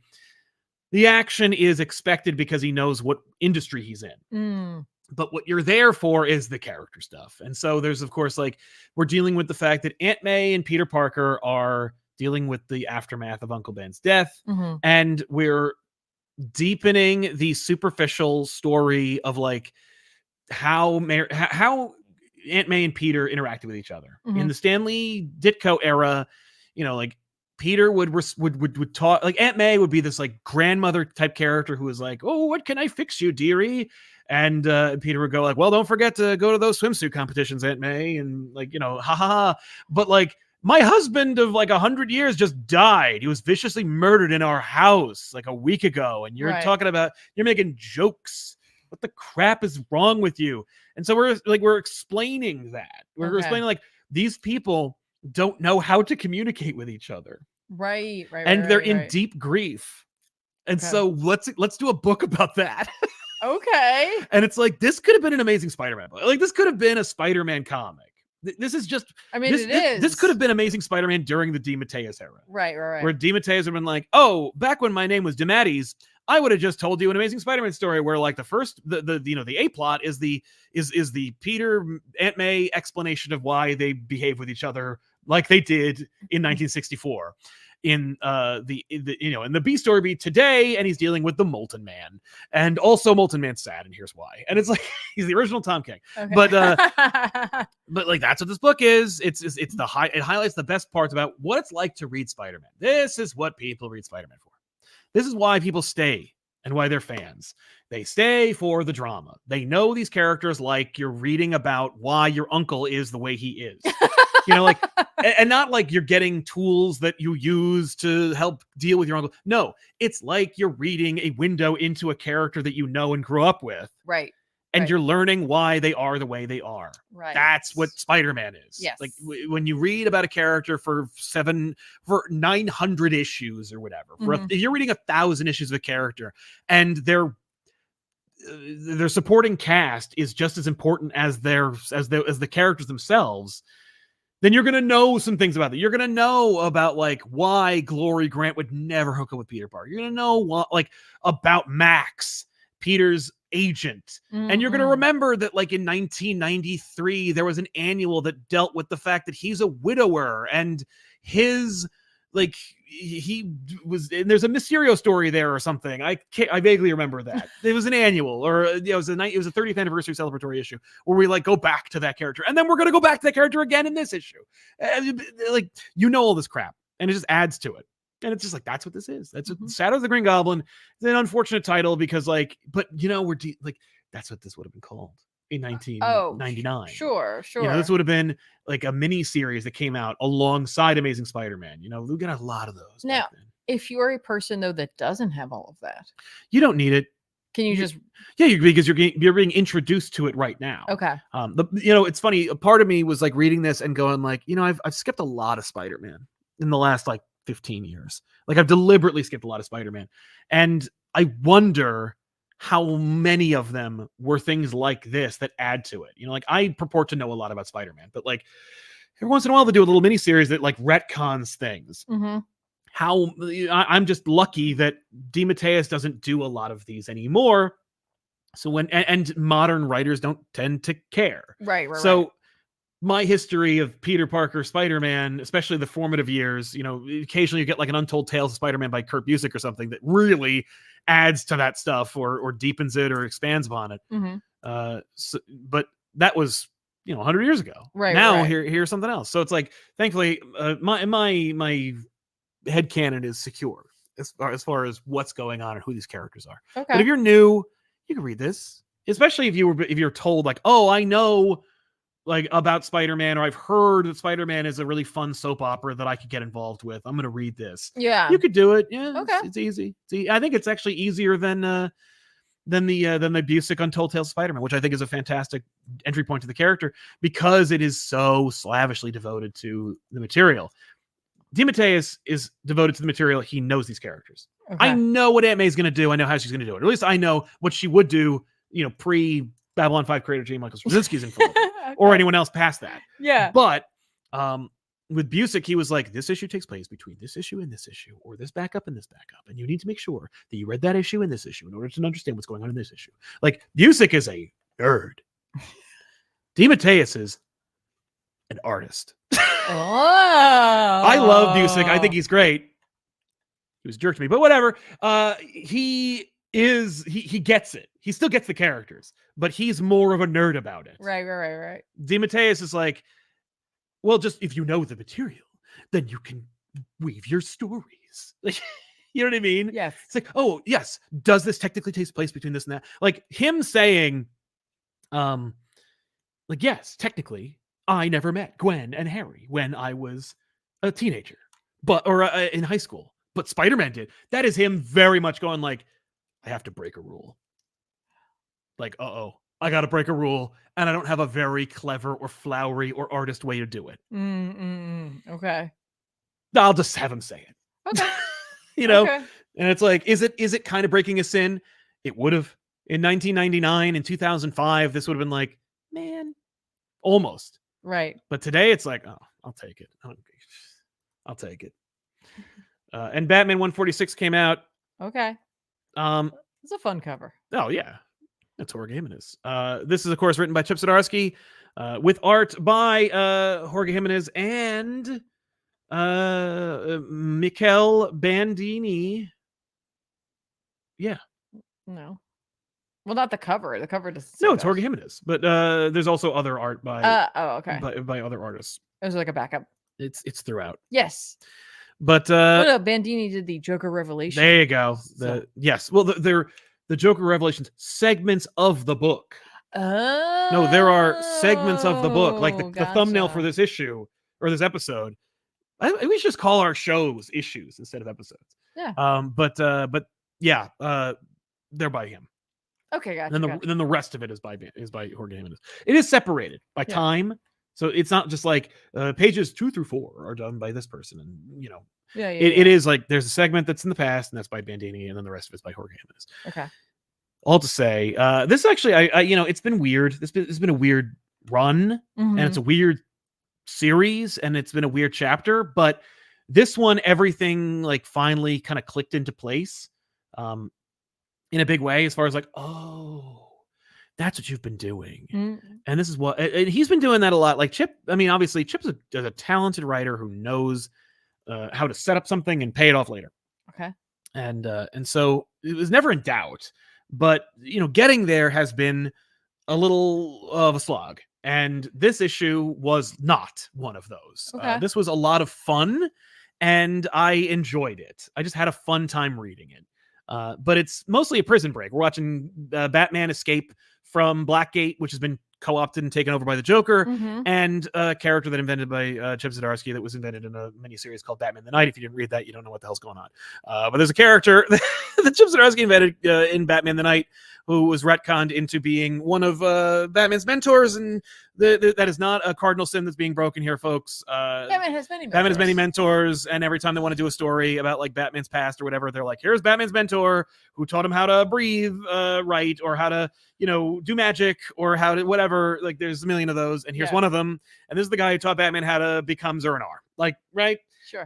But this guy is also a main character, and he's the main antagonist. He's a problem, and he also met the Joker, and he taught the Joker how to do the exact same thing. Because Joker was like, I met Batman as Zur-En-Arrh one time, and he's like pure Batman, and that's what I'm kind of all about. How do I do that? And it's like, but isn't the Batman as Zur-En-Arrh kind of like Batman creating his own Joker? Like, it's like the Ouroboros here, but whatever. So, Joker co-ops this guy into essentially teaching Joker how to do that for himself, and learn more about how Batman works, so he can, get the purest Batman. Yeah. As I said in the title of this episode, there's a lot of retcons. For one thing, this guy from the Night, who is who both trained Batman but also met Joker and trained him too. Right. Oh no. Okay. So that's a retcon. Retcon 1. Retcon 2 is that Joker met the Zur-En-Arrh Batman, which has also been established. But like Joker met Zur-En-Arrh Batman and also was like, oh, you're Batman. Yeah, sure. Then there's the retcon of like, I did all this stuff, like kill Jason Todd and shoot Barbara Gordon and do my role in Batman R.I.P.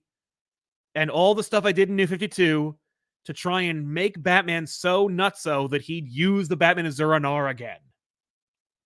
No. But yes in this. And that's where we are. Like, as opposed to Jeff Johns saying like, oh no, the Batman or the Joker who killed Jason Todd and the Joker who shot Barbara Gordon are two completely different men. No, that's not canon. That's a Black Label book. That's an Elseworld story. This is all one guy, and that one guy was doing these things for a reason. And it's like, yeah. In Death in the Family, he did it for the reason of it was Robin, and he was like, I'm going to kill this guy. In Killing Joke, he was doing it because he wanted to prove that one man can go through one bad day and be as crazy as I am. And Grant Morrison can explain why they were doing what they were doing with Batman R.I.P. But, it's just like, what? So, but the idea, I guess, is just like, look, Batman is a forever character and whatever. So, Joker found out about the failsafe robot because during Batman New 52 and Death of the Family, right before he did XYZ with Alfred, he also forced Alfred to tell him about the Zur-En-Arrh protocols and the failsafe protocols. So when Joker snuck into the Batcave in Batman Endgame in New 52, he found the Zur-En-Arrh robot and set things up with the failsafe robot and set that up. So there's a lot of retconning, especially with New 52. But anyway, at the beginning of the run, remember when Chip Zdarsky had Penguin killed? Well, actually, the Joker found Penguin and he's like, hey, you work for me, fake your death, and then you can... Is he retconning his own story? Yes. No, he's revealing. He's revealing. It's a reveal. And I genuinely think that he did know that he was going to do that. I don't think that Chip is that hacky where he's like, yeah, no, I'm just going to kill the Penguin and then Penguin will go away and it'll be the catalyst for the failsafe robot. No. When Joker finds out about the failsafe robot and then he's like, okay, now I know about the failsafe protocols. I'm going to set up Penguin. I'm going to have that happen. I'm going to set up Batman to trigger the robot because the only thing that can turn the robot off is Zur-En-Arrh. If killing Jason Todd and paralyzing Barbara Gordon did not make him become Zur-En-Arrh, then having to become Zur-En-Arr to turn the robot off will be the thing that makes him Zur-En-Arr. So like all that is retconned. Okay. And so there you have it. So Batman finds out about, the dude who trained him and Joker, or trained him as working for the Joker, and he's the warden of the new Blackgate that's being run by the Zur-En-Arr infected failsafe robot. And meanwhile, of course, the failsafe robot infected by Zur-En-Arr is running around pretending to be Batman's true consciousness uploaded into it because he died off panel. He's like, Bat family, don't try to stop me. I'm actually Bruce Wayne. I died and I'm here now. So Zur-En-Arr is in the failsafe robot, and he's pretending to be the like AI consciousness of Bruce Wayne. Even though he is kind of, but like he's not, but Bruce Wayne is actually alive and he's over there.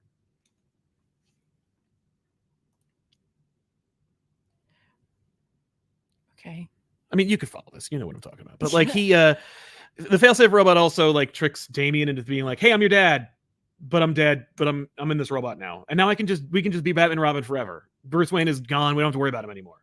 So like, let's go." And Damian, because you could tell which writers love Damian, which ones don't. Damian's like, "Okay." The rest of the Bat family is like, "That's terrible.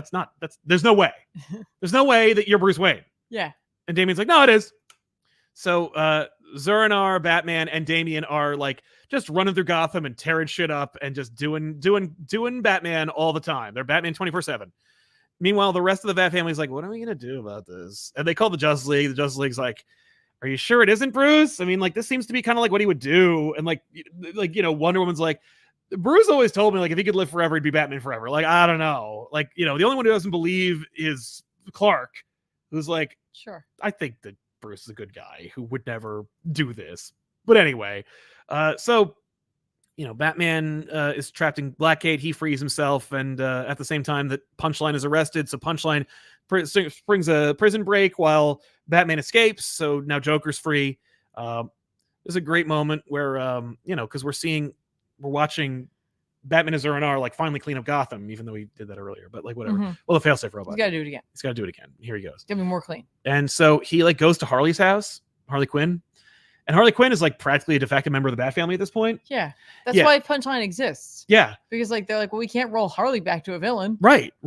So so Batman and Robin, or Zur-En-Arr, Batman and Robin, like just blast into Harley's apartment. And she's like, what are you doing? You could just call me. And he's like, "You've killed people. Do you think we could just pretend like you are a good guy now?" Like we're like metatextually addressing the whole like Harley Quinn in the room. Like, what do you think? You're some kind of fourth pillar of the DC universe or something? Like, she's like, "I am. You're a sidekick to the Joker. You've facilitated the murder of hundreds of people. You're under arrest." And I'm like, that's kind of amazing. So, like what? Like, just because it's convenient and popular, you're just a member of the Justice League or something? Like, no, you're going to jail. And so he arrests her. Because it's like he's that dogmatically, he's just like, I'm black and white. Like, I don't care about subtlety or redemption or anything like that. Like, you're a criminal. Criminals go to jail, and I can't trust the criminal system. So like, I took over Blackgate and it's run by failsafe robots. So like, jail is more secure than ever. So yeah. Anyway, Batman frees himself, and Vandal Savage also is freed, and Robin finds out like about the like failsafe is working on tie-ins to the big event that's going to happen later, where Zur-En-Arr Batman is teaming up with like female Brainiac and Amanda Waller, and that's a story. Like, there's stuff that's happening in here with like Amazo robots, and I'm like, this is all part of some event. I'm not reading. Not that I didn't read it. I read it. I was like, but I'm not regarding it as part of something else. Mm-hmm. But like, we're watching it just kind of like, it's funny because like the whole thing is like a commentary, right? Because like Zur-En-Arr Batman and even like all the New 52 Batman stuff that like Chip is referring to is all about like getting Batman back to his roots, and like, Batman's a loner, Batman, maybe in Robin, like that's it. And like the city's unrecognizable, like there's this other mayor like with who's like really distinct for no reason, even though he doesn't like, he only has like influence over the story when like Tynan or Tamaki's writing stories. Like otherwise it's like, oh right, there's a mayor named Tanaka who's got an eye patch and he doesn't like Batman, or he does. I don't know. He's very distinct but has nothing distinctly going on. Okay. Make him go away, please. Like it's just like it's all very complicated. And so Chip is writing like an ornately complicated nonsense like thing to eventually get it all back. I think he's like gonna boil it all down, where it's like, yeah, it's after Batman frees himself and he goes to the family's gonna be like, yeah, you're back, yay. But also like, this is a bridge too far, man.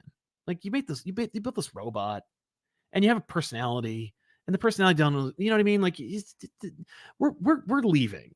You know what I mean? We're gonna be over there. And so like Batman's story is gonna be about you and maybe Damian. But maybe even Damian might be like, you know, your robot made me believe in you. You know, like I could envision a future where the next status quo of Batman is Batman's alone, Alfred's alive, there's a cave, Gordon's back, and we're just going back to normal. I don't know about that. I think that like one could set that up. It feels a lot like the Spencer run of Spider-Man, for like when it was like Spider-Man has an engagement ring in his pocket and he's with Mary Jane, and like there's a guy from hell who's here who's like that could be a Mephisto thing, and suddenly the twins are back and you're just retconning all this stuff. Like, are you bringing back Spider-Man back to like normal? And like yeah, I was, until editorial noticed. I think that this could be like we're fixing it. But it's gonna be gross and uncomfortable and difficult, and it's gonna be complicated, and I gotta sell a lot of issues. But I don't know, or because the alternative is so much worse. You see, yeah, and that's the problem. It's like the reason why I believe it is because the alternative is so much worse. Oh, what's the alternative? The alternative is that like everyone just pretends like this didn't happen. Oh. Like, well, you have three options. Uh-huh. One, you have this really ornate, complicated story that has a lot of moving parts and a lot of like willful, like, you know, acceptance. You have to accept a lot. You got to hear a lot. You got to deal with a lot. You got to deal, like, you know what I mean? Batman's a crime fighter, and right now he's fighting a robot he built that he can't beat, that is inhabited by the consciousness of a alternate personality he invented. You know what I mean? Like that alone is a bridge too far. But it's like, you know, but it's working with his son, who's not technically his son because his son was a test tube baby that was invented in a fucking lab by his greatest nemesis, his daughter. Like, it's all complicated. Yes. You know, you're kind of marveling Batman right now. But because it all happened. You know, this is why we have crises. But at the end of it, you can either have Batman distilled, where it's like Batman is alone and he's like isolated, and he, you know, and he's a vigilante, and, you know, the city doesn't trust him, and his family is, you know, separated because they're all popular and they're all their own franchises, so they can have their own books, and it doesn't have to be about Batman anymore. And actually it makes sense if they don't cross over. That could be one status quo. Or you have a status quo where like all that happened and everyone is dealing with it. You have this run where the Bat family is like mad at Batman. Yeah. But also they're still part of it because some writers want to have Nightwing and Batman team up sometimes. You know what I mean? And Oracle is a character that people want, but like Barbara Gordon isn't paralyzed anymore because that's problematic or something. And so as a result, like Barbara's got to like be Oracle sometimes, Batgirl some other times. You know, you got this really this complicated menagerie of stuff going on, and all that happened, but we're still not going to change it back to the way it was. So like Mayor Tanaka's still going to stick around, and Gordon's not going to be in the book anymore, and Batman just defeated Zur-En-Arrh, but everyone's kind of like distrustful of him.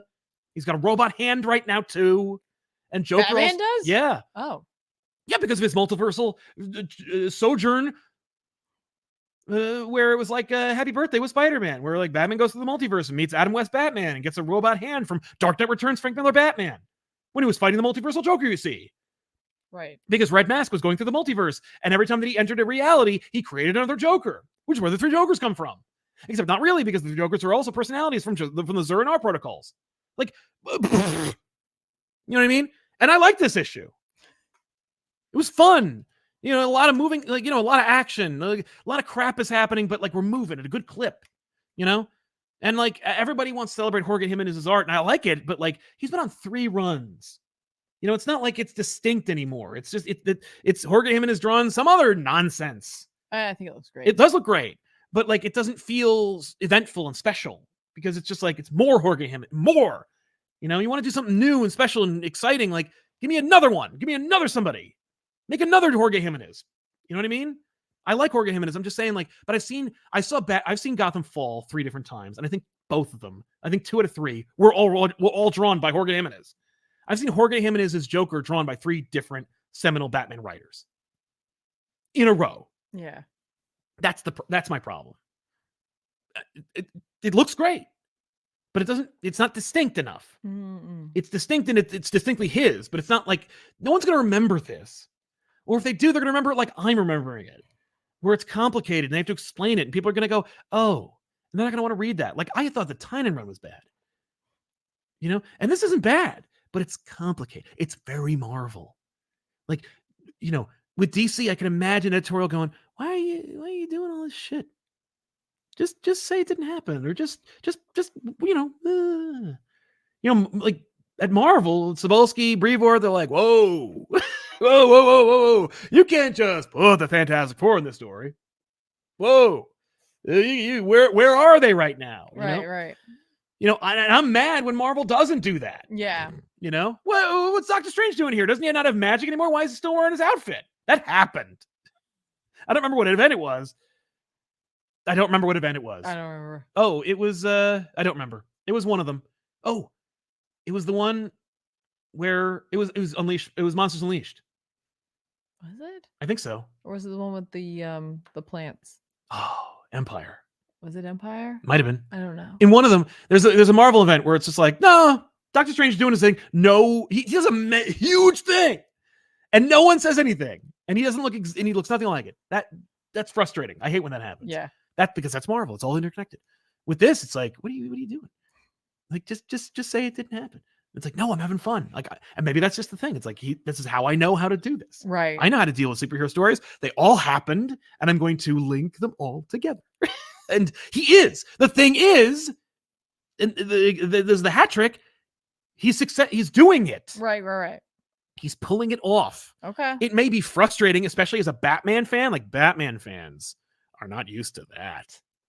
You know, Mm-hmm. Batman fans, people who read Batman or have read Batman are like, it's where Grant Morrison's mantra comes from. Like, Batman has a birth and a death in every run. He's reborn at the beginning of your run. He dies at the end of your run. And then we start over again, which I hate. And I don't believe in that. Uh-huh. But many other writers do. Right. And I'm not going to argue with them. I'm just saying, like, you know, people mostly just take their marching orders from what Grant Morrison said in an interview a couple of years ago. So whatever. But with this, it's like, no, it's all happened and it's all part. Because you know what the funny thing is? Grant Morrison also did that, where they were like, no, it all happened. Mm-hmm. It all happened. I'm going to link it all together. And when Grant does it, it's freaking amazing. And when Chip does it, it's hacky. You know, I don't think that's fair. But but I won't say it's hacky. It's very Marvel. It's like, oh no, I'm going to link it all together and it's all going to make sense. And it's like, it does kind of, but it also undermines the like the stories that we had. Like Death in the Family, you know, look, was it predicated on a 900 number vote that was also manipulated by one person? Yeah. Did we get art out of it anyway? Yes. You know, The Killing Joke, I don't care if Alan Moore disavows it. It's great. Yeah. And it's art. It being the result of Joker trying to get the Zur-Anar to come out, like, it undermines it. Kind of undermines it a little bit, you know? But anyway, but I like this issue because it is fun and it goes at a good clip. Superman finally just goes to, you know, he goes to Gotham and he's like, so you're Bruce, huh? Like, he's basically, Superman shows up because in a Marvel comic, if like Spider-Man went nuts and started taking over Manhattan, Captain America would show up and be like, what are you doing? Yeah. You know, but he also wouldn't be like the thing that solves the problem because it's a Spider-Man story. In this Batman book, you know, if Batman went nuts and became a robot and took over Gotham, like Superman would show up, you know, but it's a Batman story and it's supposed to be divorced. You know, it's like, it's part of the DC universe, but like I should be able to read every DC book and it's not really all connected or it's loosely connected, you know, but like I need to explain why Superman won't just come in and solve this problem. And so here it is. Superman shows up and he's like, I don't know about that, but I am going to leave. What? And if you cross a line, I'll be back. You know what I mean? Like, I should be able to end this story right now, but I'm not going to. Yeah. And somebody reminded me of the fact that, like, in the Daredevil run that Chip Zdarsky wrote, Spider-Man shows up and he's like, "What are you doing, Matt?" Right. Well, I'll be back later, but I might be Ben Reilly. And then he leaves. So, do I recommend it? I mean, look, this issue is the one to read because it explains everything. It's like, here you go. So if you're gonna try it, this is the time. Okay. I might pass on this for right now. I don't blame you. A lot of people are. But the thing about it is, I don't know if they are. I think that we have another Amazing Spider-Man situation on our hands. This is not a Tom King situation where, like, suddenly he's just not doing the book anymore. Right. I think we have a Zeb Wells Spider-Man situation in our hands where there's, like, vocal people on the internet who are like, boo. And the rest of the readers are like, what? I'm just buying it. I don't know. But yeah, I think this is what DC would look like if it was under Marvel editorial. Ah, interesting. So think about that while you're reading it. Go like, oh, this feels like a Marvel book. That's what it feels like to me. Daniel Hospitales says, have you read Epic Illustrated Surfer Story any good? If you're talking about, like, the like, Where Would Valor Be, Stan Lee story with Mobius art, I have a copy. It's in a collection, and it's great. If not, I don't know. Yeah, and that's the other thing is, like, there's detective going on. It is a DC book. Yeah. But also it's boring. Well, you think it's boring. Well, that's why I'm saying it. I mean, I don't need to say in my opinion because I just said it. Right. But, like, but you say so many other things as facts. So sometimes, I say them when I say that's a fact. Like, then I'm usually saying it hyperbolically. But anytime I say anything, I know it's an opinion.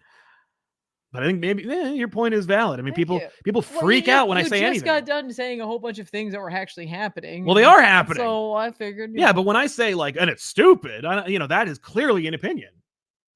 But because it's like, it's not like it says in the book, like, and it's stupid. Like, don't forget. But anyway, yeah, but Detective, the art's fantastic. The covers are amazing. Yeah. The story I really respect. It just took too long. It's not for you. Well, it just get to the point, man. All right. Because there's some cool shit in there. I get you. But yeah, and I think it'll be hailed. Like, I think when it's done, people are gonna be freaking out about this and be like, you know what the perfect run is? You know who needs to take over Batman is Ram V. I think it's exactly what's gonna happen. It's gonna be like when Scott Snyder took over Detective. People are like, dude, this guy. The difference is, like, there was brevity in Detective as well. Oh, sure. But anyway, yeah, let's recommend some comics that come out this week that we think you should check out. But before we do, wait, two things. Yes. One, we got to do book of the week. Secondly, I think you should remind everybody about the Kickstarter that we talked about at the beginning. Oh, yes. The backer kit. Yeah. That is running for Dynamite Comics. Yes, it's fine. Folks, if you never read any old Terminator books from Dark Horse and you would like to, but they're out of print, this is the campaign for you. In the time that we have done this, it has gone up, I think, by $7,000. I don't know. But you should definitely check this out. Click the link that's pinned either in the chat right now or in the comments if you're watching the show after the fact. We are not sponsored. We are not sponsored. We're not being paid by this. Sal just really likes Terminator. I like Terminator, and I think this is cool. And if you want a copy, you can get it through here. I ordered the 3-volume set, which collects the whole damn shebang in a trade paperback format. But you can get shinier, prettier, more expensive versions of that if you so choose. But take a look, click the link, and you'll be directed to the whole campaign where you can decide if any of these benefits are up your alley. So what's your book of the week? I mean, obviously Batman. I honestly was going to make it Batman because I think that, like, it's I'll give it a positive, or at least I don't think you need to. I think you legitimately like it. I do. I think it's a lot. Yeah. And it's just not what I'm looking for from a Batman book. Yeah. No, it's Herculean in its efforts. It is doing it. It is marveling Batman. Yeah. I make fun of the same things being done in Avengers comics from 1987. Like, you know what I mean? Yeah, that's fair. But I still love it. Maybe not Avengers, but that kind of thing. Spider-Man Shadow of the Green Goblin. No, it was beautiful and poignant Alright. and well written and well drawn, and it's the best damn in continuity Spider-Man comic starring Peter Parker on the shelves at the moment. Fantastic. So yeah, I think I'm gonna give it to Vengeance of the Moon Knight. yay! I was really torn, but I just love it's a really solid book. Yeah. Solid book. I agree. Issue 4. I'm glad you're enjoying it. Thank you. Me too. But yeah, let's recommend some comics. Right, that's it. Yeah, I believe so. All right, cool. The comics that I am recommending are as follows. Let me just pull these over here, and then you can do your selections as well. Well, I'd have to be on the right week for that. It's one click. Excuse me. Excuse the heck out of me. Here we go. I'm going to recommend the Thundercats issue 3 is coming out on April 10th. I think it's worth checking out. I've been enjoying it so far, and I think if you like Thundercats, you'll like it. Okay. Symbiote Spider-Man 2099 number 2. I'm going to try this out, and we'll see where it goes. All right. The first one, I was like, this, it's funny. Benny the Comic Historian literally today, it was like, hey, how's Symbiote Spider-Man 2099? I was like, did you like the old run? And he's like, yes. And I'm like, then you'll like this. Right. Because it feels like it. Batman First Night number 2. Might be my book of the week this week. We'll see. It's such a great series, and it looks so great. Great. It's worth reading. Batman and Robin number 8. If you want a Batman that acts like a human friggin' being, this is the book for you. It's so is this in continuity? Sure. Sure. When's it happening? What? Okay. Yeah, right. exactly. It is doing its thing. The only thing that's the only way you could no. Damian and Flatline have teamed up, and clearly they were like, girlfriend and boyfriend, and Batman's like, what? Hey, all right. He's like, I have no advice for you. No, I don't know what this is like at all. Yeah, right. I didn't date at 14. I think you're supposed to go to prom. Right? I don't even know. Is that a thing? It sounds adorable. If Alfred were here, he would handle it. He would know. I would just leave, and he could take care of it. But it's so cute and sweet. I like this book. I'm gonna try Green Lantern 10. I really liked this. It's good. Like Green Lantern from Johnson is just it's good. It's like good superhero comics, and it looks great. It is good. Yeah, it's good. It's just fun. Danny Warren Johnson is not drawing Transformers anymore, but Jorge Corona is doing some awesome work. So I'm going to check out Transformers 7 and see where it goes from here. Maybe the last time. I don't know. Okay. Action Comics 1064, Brainiac Attacks. It's the beginning of the House of Brainiac. If you check out our monthly show, All Stars, with Joshua Williamson and myself, he was hyping this up in the last episode. You might have seen some original exclusive art that is now in this issue. The art is phenomenal. It is just so dope. Rafa Sandoval is just crushing it. It's just great, and it's fun. And so it's gonna be like a combination, like it's action and Superman, like it used to be. But check it out. It's the beginning of a big ass event, I really enjoy it.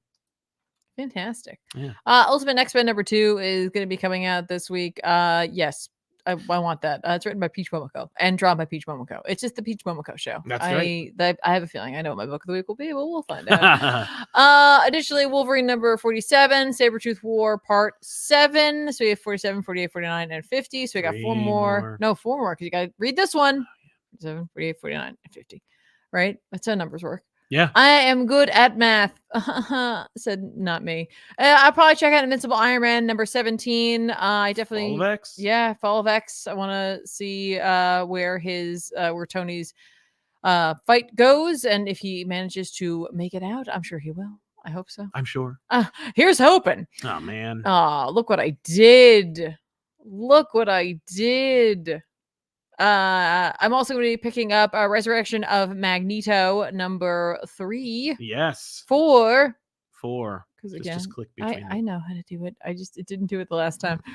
That's Al Ewing, art by Luciano Vecchio. I mean, he's back, so I guess we're just going to go right into it. We're going to see where that goes. Yeah, right. Yeah. I am so here for it. I love it. What else am I reading? I didn't get a chance. Ms. Marvel, but I don't know. Oh yeah, Ms. Marvel, Mutant Menace number 2. I'm definitely gonna read that. I like this. Yeah. Written by Sabir Prezada and Iman Vellani with art by Scott Godlewski. I liked this. I thought this was fun. Yeah. Although, oh no, it's your other least favorite character, Mojo, which means you loved this most recent episode of X-Men. You say that with humor in your heart, Mhm. right? And not because you think I actually love him. Yeah. Not a fan. Yes.